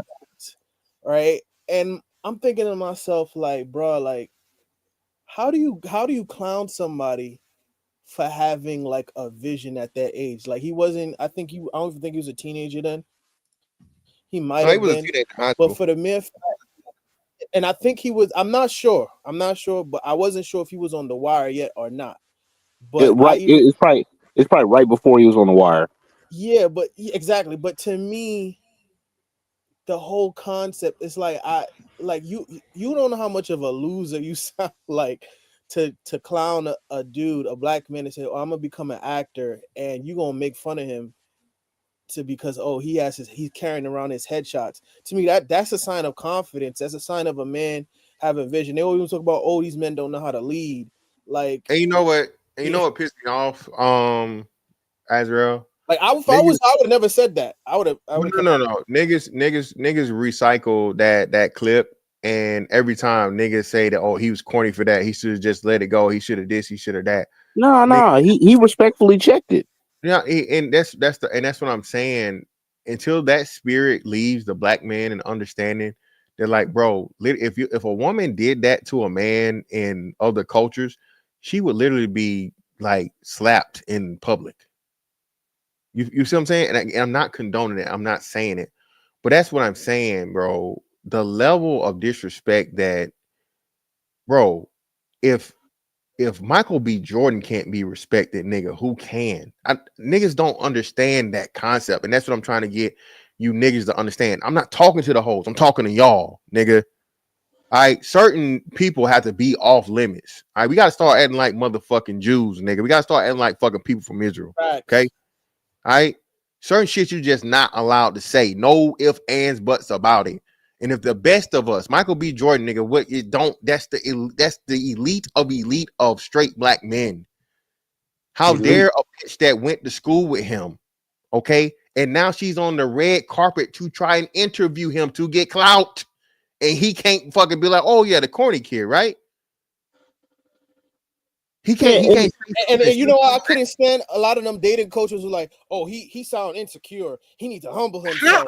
No, that's BS, man. Like hold on. True hype. That's what I'm saying. Niggas and shout out to YouTube. You a YouTube nigga, bro. The fuck? Nigga, you on YouTube. We talking Michael B. Jordan. Nah, the one that got me was Joe Budden of all people, man, was trying to like, you know what I'm saying? Yeah, I got like, some shit coming up that freaky ass nigga. Man, I don't feel bad for I have an idea of why Michael B. Joe Budden don't like Michael B. Jordan, because I think they both from Jersey, and I think he like the same thing with Drake. I think he probably stole one of his girls. That's what I'm thinking. There's a lot of stuff that go behind the scenes that Joe. You find out that that Joe don't like the certain person. It's probably because a woman is involved. Trust and believe. Yeah, but Joe messy, man. He messy.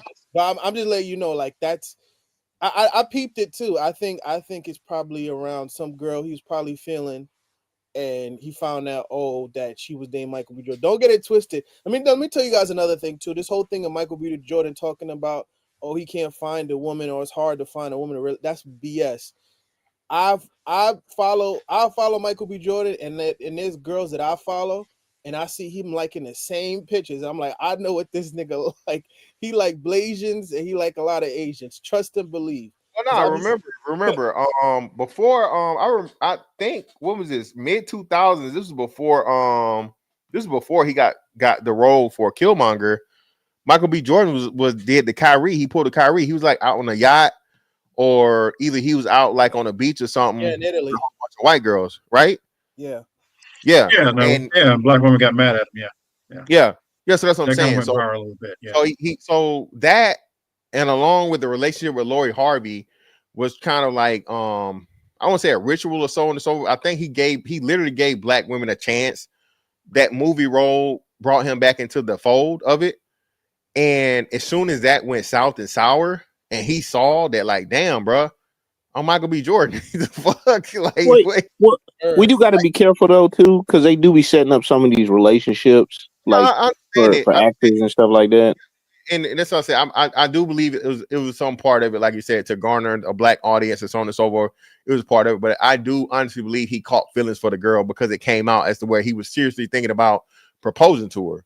You know, Hey, he was at the courtside at one of them NBA games, man, looking like he was about to cry, man. But he explained that wasn't the case. At least his explanation came out semi-genuinely, and that was just like, hey man, he just caught me or whatever. I wasn't, super duper sad or whatever. But yeah, man, it's just like I said, it's certain thing, man. Like another thing too. That's why I went so hard when you had these nothing ass piece of shit bitches on the internet clowning Kobe Bryant for his death with his daughter. Right, he's not married to a black woman, so we don't care and we don't this and we don't that and all this other shit. Like, man, bitch, just I can't say what I want to say on YouTube, but again, you man, guys know he was with Brandy first, right? Or at least Brandy had a chance. Yeah, but that's what I'm saying. That's beyond the point, Kev. What I'm saying is this: black men, we got to stop tolerating shit, bro. We got to stop tolerating blatant disrespect. For even though, oh man, you just riding this dick, man. You're just a dick rider. Shut your stupid ass up, nigga. Shut up, you dummy. And stop letting YouTube niggas tell y'all insecure for checking shit. Yeah, that you must be humble. Nigga. Like that, all that insecure shit. That's what women say. That's how women talk. That's in favor of the hoes, man. You helping the hoes, you hoe helper. Shut up, hoe helping ass nigga. Shut up. I'm a fucking man, bro. Bitch disrespect me. She don't have to disrespect me. Like I said, I ain't did nothing to her. She get what she get. That's it. Or you know what? What would they say? What Deion Sanders say? I always taking the higher road. Eventually, I won't know the address. Exactly. That's what I'm saying. I don't know the address. I don't know the fucking address. If I come to you in good faith and I can have a conversation with anybody, okay? If you put a motherfucking white supremacist in front of me, bro, as long as that motherfucker don't say nigga to me, bro, hey, I can have the goddamn conversation. The minute he do, though, I'm on his ass. No pause. Okay? No pause, all pause, nigga. You hear me? All right? I'm the nigga that show up to a motherfucking KKK meeting and dare him to say nigga. That's me. Okay? All right? That's me. What we doing? Just don't give him a shank. Fantastic. So that's what I'm saying, man. Black men I don't want to say show too much good faith, right? But we give niggas too much grace. Grace is a great word. That's what I say. But I'll say this: black men are honorable to a degree that's a fault that black women normally take advantage of and purposely fucking misuse, bro, and uses leverage against us. And then the son husbands and the simps make it worse by and the hoe helpers. Like the fucking hoe helpers instead of like, hey, no, listen, ma'am, since they love the hoes and not just bitch. Listen, bitch. He was trying to be civil to you and have a decent conversation, and you got out of pocket. Why the fuck are you disrespecting this man when he didn't come to you with disrespect? That's how it should be. I don't get a lot of the black men on YouTube that's helping the hoes. How you're supposed to be secure about yourself by allowing disrespect? That doesn't make any sense. Yeah, but some of them cats is pandering and try to get money and shit and donations. They trying to be like Derrick Jackson. There's a money model for that, man. But the only way you get that, then they define who they are as men by approval from women.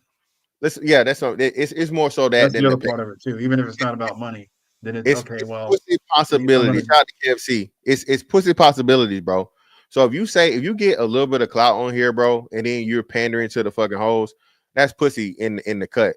You know what I'm saying? That's pussy on fucking tap, bro. Just, you know what I'm saying? All you got to do is just reach out whenever you're ready to.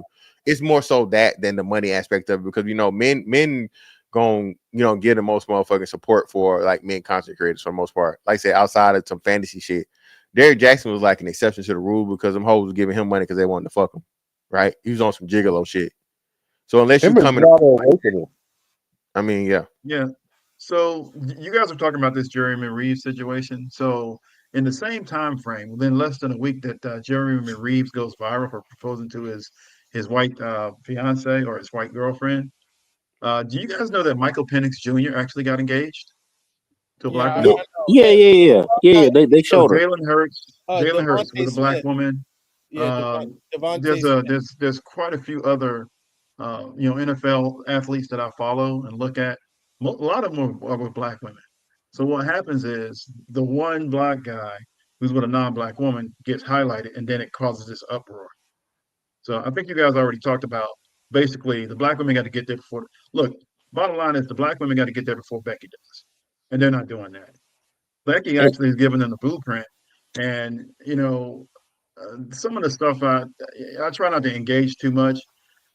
But someone was talking about when she responded back to me, she said, "Well, I'm not going to compete, for any man." I'm like, "Well, then that's why these white women are winning. If you're not Yeah, going to but compete for the better men or the the best black men in the group, then the black women got the edge though. They got the right of first there's a group refusal. of women who feel like they shouldn't have to compete. Basically, the guy he gets to the NFL, he becomes a whatever multimillionaire, celebrity, athlete, whatever it is he's doing, and then basically he's just supposed to show up, pick any black woman, and marry her, and hand over his millions. That's the level of entitlement that they're given. Like basically, I'm not going to do the work, but once you get to the finish line, you come see me. And only a guy who is seeking approval from women or some kind of simp or basically allows himself to be misused would actually agree to that. So the white women are actually giving them the blueprint, and the thing about it is black women actually used to know that. There was a time when the majority of the majority of athletes, actually almost all of them, had a black wives. Matter of fact, it was a given. And because over time, because the black women just kind of got away from black men and said, you know what, you get to the NFL and then come see me, or you get to the NBA and come see me after that, and then maybe I'll think about it, as if somehow they're the prize, as if somehow they're doing him a favor. Well, then Becky sees an opening. Marie, the Hispanic women, the Asian women, they see an opening, and they're going to show that opening. Hey, you know what? Just real quick, Kev. Thing is this, right? It's funny. Rihanna literally did that to Joel Embiid. Remember, Joel Embiid was trying to shoot a shot at Rihanna, and she said, "Well, hey, you in the NBA, but made the All-Star game, and then you holler at me, right?" Which it was like, huh? Like, what I'm saying? This is, and now if you're not interested in him, you're just not interested. Say you're not interested. But it's another example of what we're saying as to where it's never enough. The nigga was a franchise young at that time, a whole lot younger, whatever, what I'm saying, franchise player or whatever in the NBA. Outside of he definitely making more money than what ASAP Rocky's making. At that time, he's probably making more money than what Drake was making or whatever. He was definitely making more money than what Drake was making at that time, and so on and so forth. Drake is now, who he was then. So you have an NBA player that has interest in you, that if you're not truly unattracted to him, just say you're unattracted, you're not interested, but your retort to him or his reply and his things is, hey, made the All-Star game, and now, what I'm saying, I'll think about it type shit. You feel me? And it just goes to show you, man, like I said, it's at every level for black men as to where it's never enough. No matter what your accomplishments are, if you're not the woman, you're not the man that the woman wants, she won't simply just rebuff you or just say, hey, you know what? Hey, I appreciate your interest, but I'm not interested. What she'll do is she'll send you on this motherfucking ridiculous ass side quest or make these fucking stupid ass fucking stipulations you need to meet, even though she has no intentions of entertaining you, even after you achieve the stipulations. Or if she does entertain you, it's only for her benefit, and then she's gonna get rid of you after she's done with you anyway. You feel me? It's just like putting them on a carrot on a stick, basically. Yeah. So, but we got my man. I think this is this Educated Tyrone? Just Jules in the building. What's up, bro? Oh, that's me. Okay. Yeah, one, the majority of black athletes marry black women. And that's point blank. And I'll say two, I was an RA in the athletes dorm when I was an undergrad.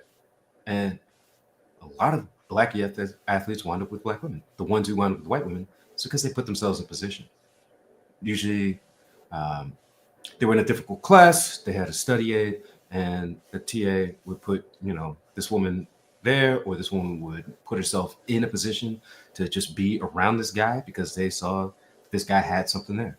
And so they'd meet up with him. And look, a lot of black men don't go out choosing for white women.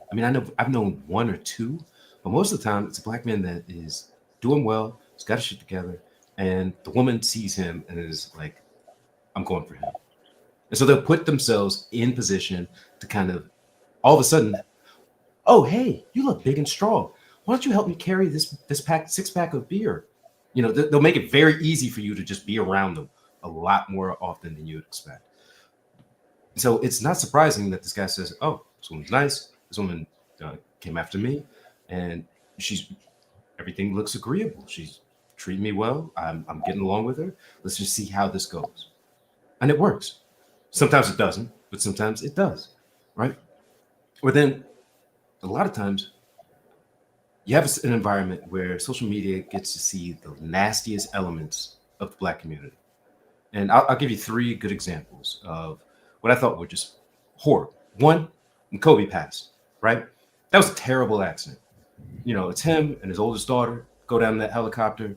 And, you know, if you can look for the LA County coroner's records and see, it was not a clean death, right? The biggest priority with those people was, you know, where's the money going to go? Not, oh my gosh, this man died so young. Yeah. His daughter died with him. You know, she had her whole future ahead of him. He and his family, there's all room. All right. Number 2, Chadwick Boseman, when he was coming out with cancer.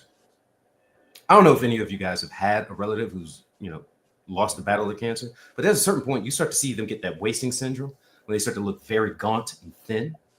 And I could tell something was not right with him. And a lot of people were just kikiing and laughing and joking and everything was just fine, right? And then number 3 was when Kevin passed, right? A lot of people were celebrating in the streets when he died, as though it was Mardi Gras. Yeah, I mean, there's a lack of humility. I don't know if I didn't make that tweet yet, but I got it and I just held it. But I literally named 2 of those 3 things you said. I don't know if you guys remember. Do you guys remember the black dude that had the white girlfriend and she killed him? In Florida, Miami, right? Yeah. So Black women celebrate shit like that. Black women literally celebrate the deaths of Black men, and like I said, most notably was Kobe and Kevin Samuels, bro. And like you said, not just like you said, overt celebration, bro. Mardi Gras. Yeah, just real quick, bro. You got it, and that's what I'm saying. I don't. As a Black man, bro, no matter how you feel about the individual, right? You don't have to be a Kobe fan. You don't have to be a KS fan or so on and so forth. But if this was a Black man, bro, that was, you know, for the most part, upstanding. He's not no motherfucking street nigga, no prisoner, no motherfucker that's out here making niggas look bad. Kobe Bryant is like a world, like, I don't even think people understand just how big Kobe Bryant was, right? This is a global lifetime personality, bro. A brand. Kobe Bryant was a fucking brand, bro. Upstanding citizen. Tell me simply because he was married to a Hispanic woman, right? And like you said, Jules, he died with his daughter. His daughter is everybody consider his daughter Black. She looks Black. If you walked up to her and you didn't know she was Kobe's daughter, she looks Black. But as soon as you know she's Kobe's daughter, she's Kobe Bryant's daughter, she's Black. Yeah. Well, I mean, she was 14 years old. She was like, what, 14 years old? I mean, that's the saddest part. It wasn't his oldest daughter. It was the second daughter. So it wasn't the oldest, it was the second one. Yo, I just want to say something right quick. Go ahead. So I mean, I hear a lot of the B-dubs say that they're not pro-Black. They say they're pro-Black woman. And I just feel like if a Black woman ain't involved in it, they don't give a fuck about it. Yeah, I mean that's true, but they consider pro-Black being pro-Black woman anyway. So I mean, like, they've been doing that. They've been doing that. I just noticed they've been putting a clarifier on it now. They just been saying I'm pro-Black woman, like specifically now. I mean, yeah, they can be more specific about it, but even when they weren't saying that specifically, they were always just saying if it was pro-Black, it was for the woman specifically. And then they'll even go as far as, like, you know, they'll put women first, like all women. They'll do that feminist shit. They'll put women and their children before you, the Black man. It's funny because they need a Black man to get them pregnant to get the kids. But shout out to Ebony K. Williams with the Christmas pictures. Yeah, that's pretty easy. You just go to a guy that's already got a bunch of kids and willing to do it. That's not that hard. So and it's going to be the guy who he doesn't want to be married. He doesn't want to be a father anyway, and he's not going to be productive, and he's not going to bother them once the kid shows up. So that's how they're getting it done. So that's not that really of an issue. And the only people that's going to go out of their way is somebody like Ebony K, who's like, well, I can't get with a basic, a nutmeg or deadbeat Tyrone, so I gotta, she has to go a different route to make it look classy. But at the end of the day, she's still going to end up without a husband and with a kid.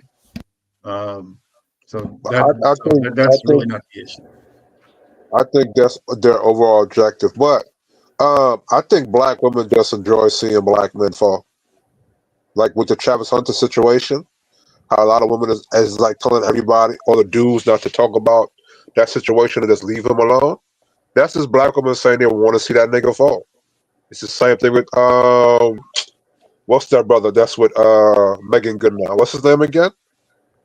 Jonathan Majors. Yeah. Jonathan Majors, right? When he was with the white chick and black women went after him, saying they rejected him because he was with the white chick. They just want to see that nigga fall. And that's that. Right? It's the same thing with Simone Biles. They're just upset that Simone Biles is not being negative towards the man she with.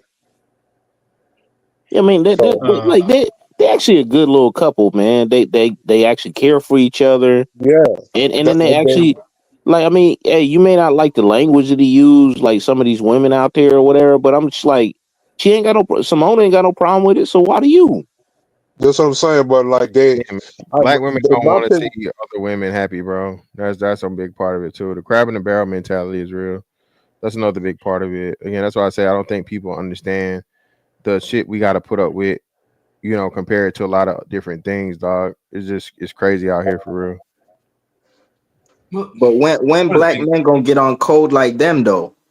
Well, that's what I'm saying. And that's what I'm saying, bro. Listen, I'm not saying this thing from a, quote unquote, just all out war. What I'm saying is black men has to have an appreciation of ourselves. You know what I'm saying? And understand the way the game is being played and adjust accordingly. It's too many fucking, traitors and Benedict Arnold within the ranks. Son husbands, hoe helpers, simps, all these motherfuckers, man, that's making these fucking things because they still see black woman as God and black woman as a prize and pussy possibilities and shit. These niggas, see, the opportunity of women they're never going to fucking get, right? As paramount to the overall outcome of black men as a whole. They don't understand the bigger picture. The niggas will never see it. So that's the problem. It's like every time when black men get on YouTube and we finally get black women in a checkmate position, somehow the whole helpers come out and then and like flip over the board and then give black women the way out. So now it's like rather than we check black women, it's like we gotta battle the whole helpers or the sun husbands or the Yada Awakenings or whoever else is on here. Well, remember who trained those guys? The women trained those guys. That's why they're gonna support them and defend them and make excuses for them. Those are the guys that were raised by those types of women. So I don't know how many of you guys on the panel are married or have sons or daughters or whatever like that, but my sons and daughters don't act that way. They're not gonna say or do anything that's going to be negative towards black men, especially when you have an example of a productive black man in your life, doing what they're supposed to do. All of that stuff that black women love, that basically women, but black women specifically love to say, oh, the provider, protector, provision, leadership, and all that other stuff. They saw all of that. All right. So if you have that, then you run around going, well, my daddy didn't teach me anything. You can't run around hating black men or hating your own father if you did all the stuff you were supposed to do. Well, also so, too, so look at some of the So media. if the guys don't come up with that and they're trained by these women and all they hear, for 20, 30 plus years is, Negroes ain't, y'all ain't nothing. then they're going to continue to follow suit. It's literally, I mean, it's not some diabolical evil genius plan, but if you cut the man out and you train, it's literally that whole aspect of train somebody up in the way they should go, right? Well, they're going to stick with the programming once they're an adult. I No, mean, It's as simple as that. it is by design though, Kev. Like look at the media. it is a diabolical plan, Kev. I think we need to see it that way. If you're following the feminist program, and their program is to hate men, you're going to devise plans and ways to separate yourself from the men or destroy the men that's there.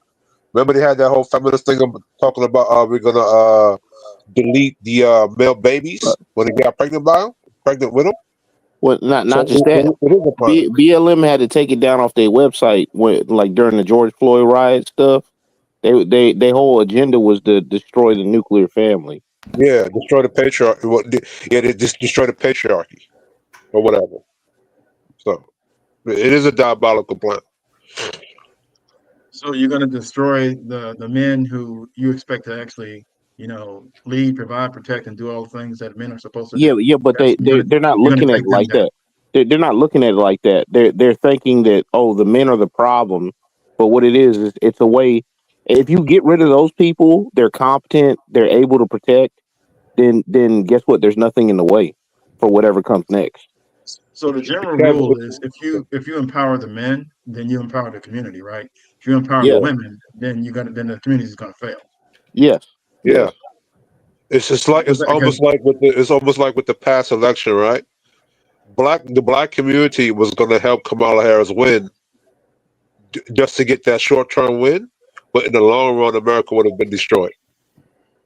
Because when Donald Trump won, and you saw all those foreign people, all those different presidents pop up, right? That was basically America's enemies right there. So just imagine if Kamala Harris won. Black woman would have been chairman. Yeah, we got the first 304 president, but America would have been destroyed. And guess what? They still wouldn't have took accountability for it though. It still wouldn't have been their fault. In their eyes. Yeah, in their eyes. Well, so remember, just before the exit poll data came out, they were already on literally within less than 24 hours of the election. There was a general consensus about blaming black. There was anger. Now remember, everybody else, all the other non-black groups, voted against her at a much, much higher rate, 60%, 70%, or close to 70%. Black men were actually the closest. Believe it. Well, I mean, I know you guys know that. And despite all of that, I saw this one video, and it kind of made the rounds a little bit. I don't know if you guys saw it, but there was one woman. She flat out said, "Hey, just because a good number of black men voted for Kamala Harris, that has nothing to do with the relationship between black men and black women." She basically said, "We still don't mess with y'all like that. We are still separated. We're still divided. We don't like y'all." She flat out said it. They was all over TikTok with that. Video after video on TikTok. That lady, she was very brutal with it, and then she said, if we weren't dealing with y'all before and supporting y'all before, we're not supporting you now. We don't care that you voted mostly or black men. It was more black. The black men actually voted more for Kamala Harris than any other racial group. They aren't mad at any other group of men who voted less. Just black men who voted more for, who showed actually leniency and actually did more support. And then, later on, there were a few of them said, "Oh, I'm surprised. Thanks a little bit, whatever." But the one I do remember was that woman. She was just being outright evil and hateful. So this is the woman we're supposed to marry, right? We're supposed to sacrifice everything for a woman who says, "Look, if I didn't want you before, I still don't want you now, even though you're doing what it is I'm asking you to do." That's the woman we're supposed to link up with. This is the problem with that whole. My bad, Kev, for stepping on you, but this is the problem with that whole ideology where the black woman is God. I mean, like, how you supposed to how you supposed to lead God? That's facts. So God is doing mostly everything right. If that's okay, so the concept behind a deity is actually doing mostly everything right, if not everything almost perfect. Can we say that? Can we say that about them as a collective? And this is not me denigrating them. This is just looking at the overall results. Are they getting what they want? Well, it's not the perfection aspect as to there's no criticism. You can't criticize God, right? Yeah. You can't question, you can't criticize God. So when something's deified, it, like you said, it has a level of superiority to you that you cannot challenge, right? So I again, man, like I said, bro, we were to ever literally just have a philosophy discussion of black people, black men, black women interactions, and just the expectations that black men are given in these situations, bro. I'm telling you, bro. This shit would spark all types of scientific, psychological, and every other kind of study. It's just crazy. But because, like you said, people love using this thing, and then black women put all of this negative propaganda out here to just make it seem like black men are these inept fucking, savages and barbarians. You once we start speaking about these things, then they flip it from being savage barbarians that's only, sex driven and all they do is have sex all day to sexless incels, and they're just complaining now because they can't have sexual access to the women, even if you got kids, even if you know what I mean, you're in a legitimate relationship, even if you're fucking a male fucking porn star. I told y'all, man, it's just so many things. Yeah, it's wild out here. Yeah, it's crazy, dog. I'm telling you. And no other group of men have to put up with the bullshit we got to put up with, bro. It's not even close. But shout out to my man Jules, man. Jules, greatly appreciate your brother for the 20 ball on the Cash App, fam. Appreciate your brother for the support, and thank you for coming up on the panel. Ain't nothing but some money. You said for tacos, I greatly appreciate you, brother. Yeah, man. And shout out to my man Jer for the 5.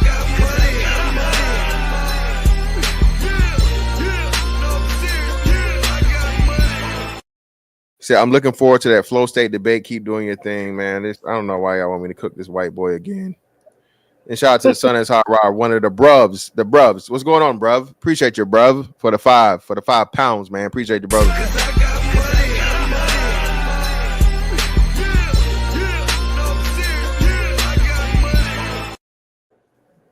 Fantastic panel. Notice when he proposed on one knee, she got down with him instead of just standing there.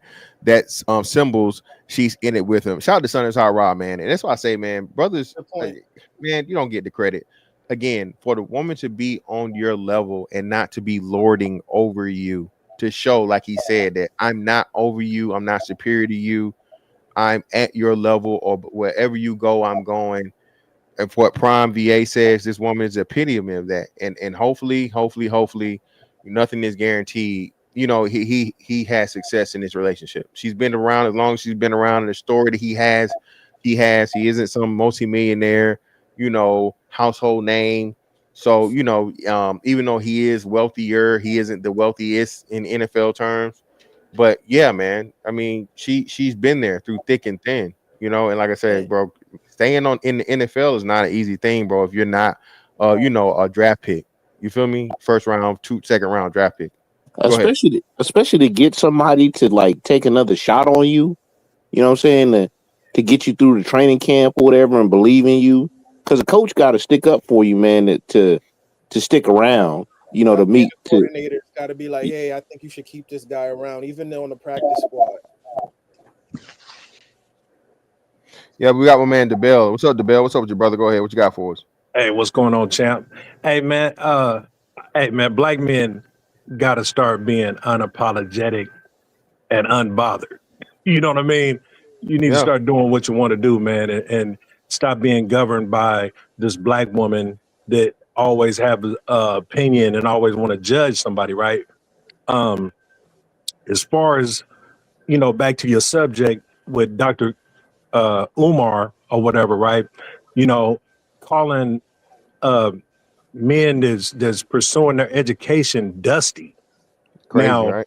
Now, this is a dude that has created black single mothers, and you call yourself a leader, but like the leaders that we know, like MLK, Malcolm X, Farrakhan, they lead by example. they're married to black women. You know what I'm saying? They're not just out here pandering. We're interested in who black men are sleeping with. You know what I'm saying? Making videos and whatever, man. The shit is just ludicrous, man. It's just, you can't take this dude serious. Yeah, man. And like I said, that's the sad part about it. That's the real true sad part about it, bro. He's willing to throw brothers under the bus for pussy possibilities, bro. I mean, he getting donations. That's his donor base. That's what I'm saying. That's what I'm saying. But he's his a base. panderer. He's a panderer to hoes. Oh yeah, 100%. He got open internet love letters to Sukiana, all people too. Yeah, you know what I always found interesting. Like I saw this clip of Umar at at a lecture or a meet thing that he was doing, an event, and at the end he was like "Black woman forever," and then all the black women was like "Snow money's never." But I always thought to myself, it's pretty sad and pathetic if a group of women have to convince their men to be with them. Allegedly, their men, quote unquote, their men. Like you have to shame them into being with you. And this whole thing of, oh, snow bunnies never, black queens forever. But it's like you have to, you can't just win a man over. You can't win black men over collectively in your assessment. You can't win them over just through femininity. You have to shame them and go on a campaign of saying, doing little slogans like "No snow bunnies," like, you know what I mean? Like it's just weird. You shouldn't be able to try to bogart your way into making a man want you. It should be smooth. That's something that women should have no difficulty doing, trying to win a man over. But with Umar's logic, ain't he considered dusty? Yeah, with a couple of But, women. but what does that mean? That term is overused. Everybody's dusty. According to them, everybody here is dusty, and you could never go beyond that. No, so that's the point. So this is what he's saying, right? So by black women's standard, Umar would be a dusty. From my understanding, I know he got at least one baby mama, if not two. I think. I don't want to. Yeah, he said he had two. He said in an interview. Two different women married. Girl goes around giving his relationship advice, but he's not taking any black woman serious. He isn't claiming any black woman. He isn't engaged. He isn't even in a polyamorous relationship or so on and so forth with several wives or any of these things. He's just out here motherfucking fucking and ducking, right? Is Dr. Umar coming to your town? Hey, you know what I mean? Stick around for the motherfucking for the lay down, and then you can take it to motherfucking Pound Town. You feel me? So that's the whole fucking thing, man. That's the scheme. He out here being worse than the niggas he claimed that we being, bro. You know what I'm saying? And the sad part about it, not only the children he already brought into the world and the women, most of the women he had kids with, but remember he got exposed by the chick that he was dealing with. You feel me? So that's what I'm saying, man. There's just so many things going on that prove the shit to be, to the contrary of what he's trying to criticize other men in dealing with. Dr. Umar Johnson Dr. Umar Johnson is one of those Hotep pookies. That used to be. Yeah, I have two criticisms of him. One is the issue with the school. That's still an ongoing criticism. But the other one is, so while his methods or a strategy is to shame and just berate black men and say, hey, shut up and marry these women. He doesn't put the same pressure on the women. So no, I don't. And you guys know on the other side, if a black woman is lucky enough to get a man who's white or any other race, then that's essentially praised and that's downplayed, at least by him. And understand that these guys on the other side don't really have to do much. There are black women marrying dudes who they're broke. All they gotta do is just be not black. That's it. Remember that big show? Anything other than just not black. They don't have to have any money. They don't have to be productive. They don't even have to be good men at all.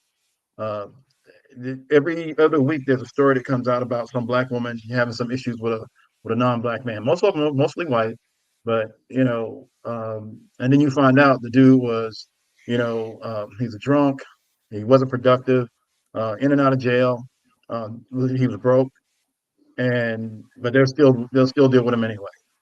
I mean, it's They're because happy to do it. they're worshiping the skin color versus like the character or anything like that. And if they were productive, then like they would have to probably compete. Yeah. Because the only way I'm not even sure they have to compete, because the only thing what I notice is that if they're going to go to a non-black man, they're going to have to be useful and productive. They don't really take them over there, right? And look, black men want the same thing that every other man wants: a woman who's supportive, agreeable, and ready to build a life and to be a great wife and mother, right? Isn't that what every man wants? If they're going to sacrifice their life and only invest in one woman through marriage. Listen, man, So why I'm wouldn't sorry. we want that? So we want the exact same thing that everybody else wants. Yeah, I gotta say something extremely, I guess, unfortunate, controversial, but true. Marriage shit dead for black people, bro. It's over with. What do you mean? It's over, bro. It's less and less people are getting married, and black men are pretty much holding the marriage rates up. Marriage rates are literally being held up by black men getting married more so than black women. Right. And then what you're seeing is more black men are starting to marry out. Right. So what we won't be able to see until I say another 5 to 10 years from now is the increase of black men that are dating and mating out. The same way we made the discovery, or not the discovery, but pretty much called it as to where, claiming and saying that, married men make more money and married men live longer and all this shit and la. All of that information is obsolete because the data is compiled over a culture that was based in marriage, where marriage was the standard. Marriage is no longer the standard. So we and I know this is unfortunate. Again, man, if you can, by all means, man, beat the odds, brother, go right ahead. But the numbers don't lie. Okay. And being that now we're low 30%, or hell, approaching possibly under 30% within the next couple of years for marriage, bro. And all these kids keep getting had, motherfucking herpes out here like a motherfucking coin flip and all this other shit. Listen, bro, I'm sorry, dog. I'm sorry. I'm sorry to break the news to y'all. Only way you have a better successful chance at marriage interracially now than fucking interracially, sadly, from the looks of it. And we just haven't had enough time to actually look at the numbers for it. It's not something I'm proud of. It's not something that I'm beating a drum on or anything like that. But I'm just gotta be real, bro, as usual. Talking about marriage with black men and black women, bro. It's you literally have a better chance, bro, of fucking whatever's higher than fucking 30% at this point. I ain't even gonna hold you. I think there's gonna be a point in time where the marriage rates for people with alternative lifestyles in the black community gonna be higher than the ones for the street people. Once the boomers go, it's gonna be single digits for black people. Hey, shout out to Jules. That's why I said, listen, once the boomers go and a substantial number of the older Gen Xers leave here, bro, that is going to be the true marriage numbers for black people, and it's going to be really spooky. Fantastic. I know you're really good at these stats, right? What's the average shelf life of a marriage? I think it's somewhere between 5 and 7 years at this point, bro. 7 years. If 7 years, and for a black marriage is 5. Yeah, 5 to 7. Hey, Azrael, like I don't think the alternative lifestyle marriages are gonna, like gonna step up. In fact, a lot of them, if it's like two women, because the numbers are so great, like they are complaining like way worse than you would think, because like their divorce rate is crazy between lesbians. Lesbian divorce rate is the highest, and brother fuckers I think is like right behind them or some shit. Yeah, but that's what I'm trying to say. I think it's gonna be like, let's say for the rates, like let's say for all people LGBTQ, right? Like it's gonna be like 17%, and then you're gonna find out like the black marriage rate for heterosexual people is gonna be like 14%. I could see something like that being the case. And I get it, it's not gonna be there, of course, there's people that live the alternative lifestyle, they're a much smaller pool, but just the comparison of having a smaller population of people living that life but having a higher marriage rate, like that looks bad. Like Yeah, you know what I mean? but Ezra, for us, just look it up, bro. You'll see it. Just like again, that they have the highest domestic violence rates. They have extremely high divorce rate, and that's all races. Women on women relationships have an extremely high divorce rate, bro. So I that won't that's why I won't Oh, I know that hold. for I sure. see what Yeah. you're saying.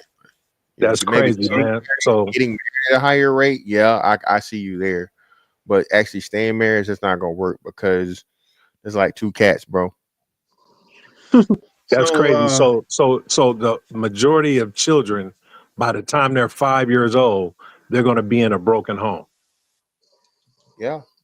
In the black What you're community, gonna yeah. see, what I think what you're gonna see is more Ebony K. Williams situations where a Yeah. woman is gonna get her bestie gay friend, or sorry, her LGBTQ best friend, and have him like give her a vinyl of man juice, and then just have a baby by themselves. I think that's gonna happen more often. that's not Man, that probably screw not. that. That's only a certain type of woman who can actually do that. Well, The no, average no, man that's won't what be he's able saying. to do No, no. So KFC, that's what he said. So that's what he's saying. So as far as like going through the original way or the proper way, sperm donation and all these different things and paying for this and this and this and this, you're right. But as far as like just letting a nigga nut in the cup and lubing herself up, no, the bitch is definitely gonna be on that, bro. I'm Azrael's 1,000% right. I'm The I'm bitch is saying still, like that. That's a really stupid way of going about it. If it's not through like the bank and all that stuff, and even then we gonna have like some women probably test the courts out trying to get some child support after the fact, yeah, no. after they make some bad decisions. I was protected just for that reason. I still told y'all, man, I wanna that's no sane man would do that. So there's men, going to be only men be a gotta, certain type of no, man no, that does that's that. what he said. That's why he said that the brother fuckers. So that's why he said the gay ones. So they don't care. They Or don't care. you guys familiar with the Sperminator? That Yeah, dude. yeah. Oh The yeah, the dude. doctor or whatever. You went on Yeah, he doctor. had He just he had a lot of black women clients. yeah, He yeah, impregnated a lot of black women. So yeah. when So y'all yeah, wondering where all those mixed race babies are coming from, yeah. That's what I say, man. And that's it's so crazy out here, bro. That again, the shit that brothers have to endure, and from a Shit. reputation standpoint, and claims and shit against us, bro. It's crazy, But hey, Don't forget about them white dudes that were infecting all them black women with HIV. yeah, that's another thing too, bro. Again, that's we ball, bro. That's why I say black men. Ultimately, like I say, my message for you guys, to know and understand, it is not our fault. It is pretty much never been our fault. The quote unquote black condition and the degradation of the black community, and why these women don't see the value in black men. None of that shit, bro. It's not on us. Black women decided to make themselves enemies of black men, competitors of black men. The white man is better, his ice is colder. Brad and Chad is better than motherfucking Tyrone and Roderick and all this bullshit or whatever. So listen, bro, again, the only way, shout out to Sister George, she said this shit. The only way black women understand, bro, is for a substantial number of brothers gotta leave them the fuck alone, bro. Just do. well, that Like, you don't think that's already happening? That's literally no, already Yeah, happening. especially with the young. well, this is what I'm saying. So I think it's happening, but it's not enough, loud enough, and visual enough for them to understand it.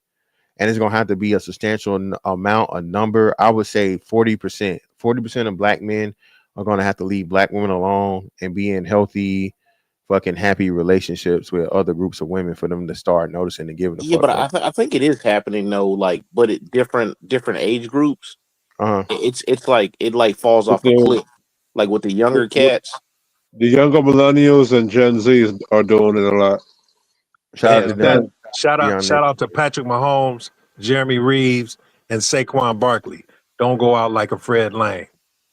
Yeah, man. Shout out to those Rest in successful. peace, Fred Lane.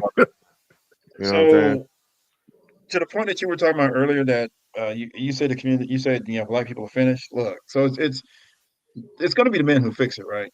Well, no. That's what's going to I'm happen. just saying from an American standpoint. Well, so I know it seems like it doesn't really seem like a long shot to me. Essentially, what black men are going to have to do is actually look. If you want a black woman and you can't find one in the United States, go someplace else to where there's black women that are amenable to your program, whatever that is. And if you can't do that, then just go outside the races. Those are the two things that you're going to have to do if that's what you really want. Okay. Here's the thing. The idea that if you can't pick from the pool that's available in the country, look, I'm of the mindset that you shouldn't have to leave your city in order to find a wife. You shouldn't have to leave your city or your state, and definitely not your country. But if that's what you really want at some point, and you want to reproduce and have a wife that's actually going to be cooperative with you and do all the stuff that a wife and mother is supposed to do, then you might have to go. I call it black adjacent to somebody who's black but of another ethnic group, but she's still black. Yeah. Well, hey, just And then remember, and barring that, if you don't want to do that, you just go outside of the race. Yeah, just remember the highest HIV black rate. man can do that at any point in his life. The highest HIV rates in Africa. Just saying. Hey, and not only that, man. The problem with these dudes is they're choosing women that are falling in love with the lifestyle, like these athletes and celebrities.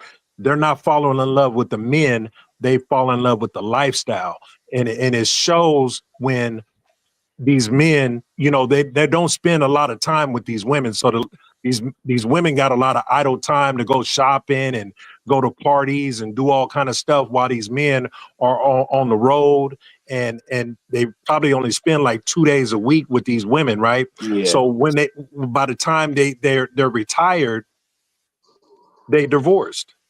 Recipe for and failure. then these women are on Love and Hip Hop and Atlanta Housewives and Basketball Wives or whatever. You know what I'm saying? Because they fell in love with the lifestyle and not the men. Hey, or worse, like that one basketball player that's retired, Joe something. Joe Smith. Yeah, and his wife. Hey, he's silly for marrying her anyway. It's a lot of them like that. I mean, you know what I'm saying? I mean, Gary Payton's wife waited till they got retired. I mean, he got retired, divorced, whatever. I mean, the story goes on and on. Yeah, but she on OnlyFans.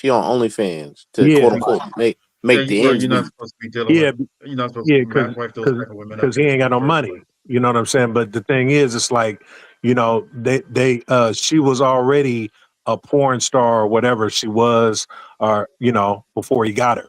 So he really didn't vet her before he fell in love with her or married her or whatever anyway.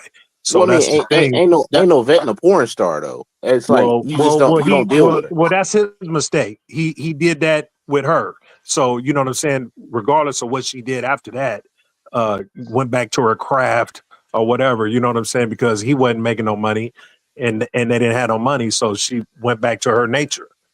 So I mean, you know what I'm saying? But it's several dudes that have married sex workers and strippers or whatever in the NBA currently. So What here's are boomers? a good development. Here's a good development, though. If you look across the board and you kind of follow these younger athletes, especially these athletes and celebrities, you'll see that they're generally they're gearing towards women who are either professional women, educated, went to college or something, or they're in the similar or close profession. One NFL athlete married a soccer player, right? Both of them professionals. Jalen Hurts, his lady is she's got a business degree, I think, or something like that. Anyway, whatever. Bottom line is that they're generally okay. They kind of had the IG era, also the Instagram girl era, and the athletes are like, look, okay, this is not working out. Let me get an actual, intelligent, cooperative woman who's not gonna, not just the Instagram model. Like they're going more in that direction. You see that more and more. Some guys are still doing it. I think one of the Ball brothers, he kind of went in that direction. But for the most part, Went you in what see more and direction? more of these young IG? men. Yeah. Yeah, he kind of went in that direction. But she got her own money though, and she actually spending money on him. Now he's also talking about he's talking about LaMelo as well. LaMelo with both of them, yeah. IG thought but don't you see it more across the board where these guys are really going for women that have more structure, intelligence, and maturity behind them, and not that nefarious behavior and degeneracy. They're generally not. I mean, you mentioned that at first, but then you went to the Ball brothers. Yeah. Well, I'm not. Look, I'm saying that I can't. There's always going to be exceptions, right? But what I'm telling you is that when you look across the board, one guy was talking about his fiance. He named all her stats. Like that's how much he's in love with her. And when they were asking about when you him, mentioned the soccer player, what soccer player are you talking about? Man, I can't remember his name. All I remember was that the one that married the tight end. I don't know his position. I remember the interview, and in the interview, he actually rolled down the list of her awards and her trophies and stuff, and then her stats. He knew everything about her. She was an Olympian, right? The reporters were impressed, but what you see is a lot of guys going more in that direction versus the Instagram chick, because they've already done that. And essentially, the Instagram chick format is get married, hang around 5 to 7 years, have a couple of babies, get the divorce, get the bag. That's the Instagram format, right? Right, but everybody knows it at this point. Yeah, but the thing about those dudes, though, they can now afford their fantasy once they get into the league. That's why they go for the Instagram and video vixen type brawls. You know what I'm saying? And a lot of that is them being, if they're like the highly touted AAU dude or whatever, like they've been sheltered like the whole time. So now like they're out on their own with no discipline. Probably ain't really got no women because they've been like just in their craft like the whole time. So now like look at what's old boy from the Pelicans? Zion. Yeah, Buck Wild, man. Ain't no reason for him to be dealing with all them women at the exact same time. And the ratchet ones too, man. Yeah. Right. Well, they follow the Instagram model format. Literally, and they didn't even have to get married either. So, they just get the kid. There was one NFL athlete, he's not playing anymore, but he had a couple of kids with a white woman, and she was on the internet whining about what money she wasn't getting. So they don't always get the money. Some of these guys are locking down those contracts, or they're locking down those prenuptial agreements, or whatever. Well, he never married her, so there wasn't a prenup in place, and he had a good enough lawyer that basically whatever money she's getting for child support, she's not happy with it, and he's like, well, so what? He's fulfilling his responsibilities, and that's what she's getting, and she's whining about it. So we know why she had the kids. She had the kids to get the money, but she had the kids to try to get them to marriage, and that didn't work. So now bottom line is she didn't get the payout she thought she was going to get. Well, he's probably one of them states or whatever that got a cap on it. Yeah, you know what I'm saying? Like I know Texas is one. Texas is a state that has a cap on the child support. So there's like a maximum amount you can pay out. Yeah, I'm just saying that when you're starting to see more and more of them going in a smarter direction versus the sex worker and the IG model. That era is kind of dying out because now everybody understands the format. I mean, you guys aren't in the league and you know the format. Yeah, I don't see it dying out though. Yeah. I see it coming more live. Yeah, I mean, man. It is wild though to see like more and more women like just comfortable with like just straight up selling. But that's listen, true hype. That's what I'm telling you, man. All this shit, all of the debauchery and all of the backward shit that we see is backwards is becoming the norm. I told y'all, bro. Fantastic told y'all this shit. The future is baby mama, man. So I told y'all these women that these women adore and worship and follow and pay money to see and listen to and dress like and do their nails and hair like and take life advice from. Bro, they not married. Bro, I just showed y'all whoever the dream doll bitch is. She married by she pregnant by a married nigga. Coyle Ray just announced she pregnant by another rapper. Triple Red. Yeah, Coyle Ray married by Trippie Redd. Rihanna just had 2 babies. She's a billionaire. She not getting married, bro. I told y'all that Sierra shit is played out. These hoes don't want to be Sierra. They want to be Summer Walker. Summer Walker dating Rico Reckless now, and we know every nigga she be with, she pop out with, she pop out a baby for. So don't want to say it, but I mean, I'm not gonna be surprised if there's another little Summer Walker by the end of 2025. You feel me? So I know it's sad. It's kind of sad to say this, but as a man, bro, we have to. It's in our fucking like our being to be real with this shit, bro. Just listen. I can't. If you want to get married, get married. I'm not advising it though. That's not in your favor. With the fact of the matter that it's not really beneficial for a man to get married, and these hoes don't want to be married anyway. They having fucking kids with whatever. They cool with situationships and just cohabitation and blah blah blah. That's what I'm saying, man. And then like Jules pointed out, he reminded me of some shit we said a couple years ago. Bro, we probably another 5 to 10 years away, bro, of actually seeing just how detrimental and how married the black community is not, bro. Telling y'all, this shit is being held up the little bit it is by the people that still married from the married generations.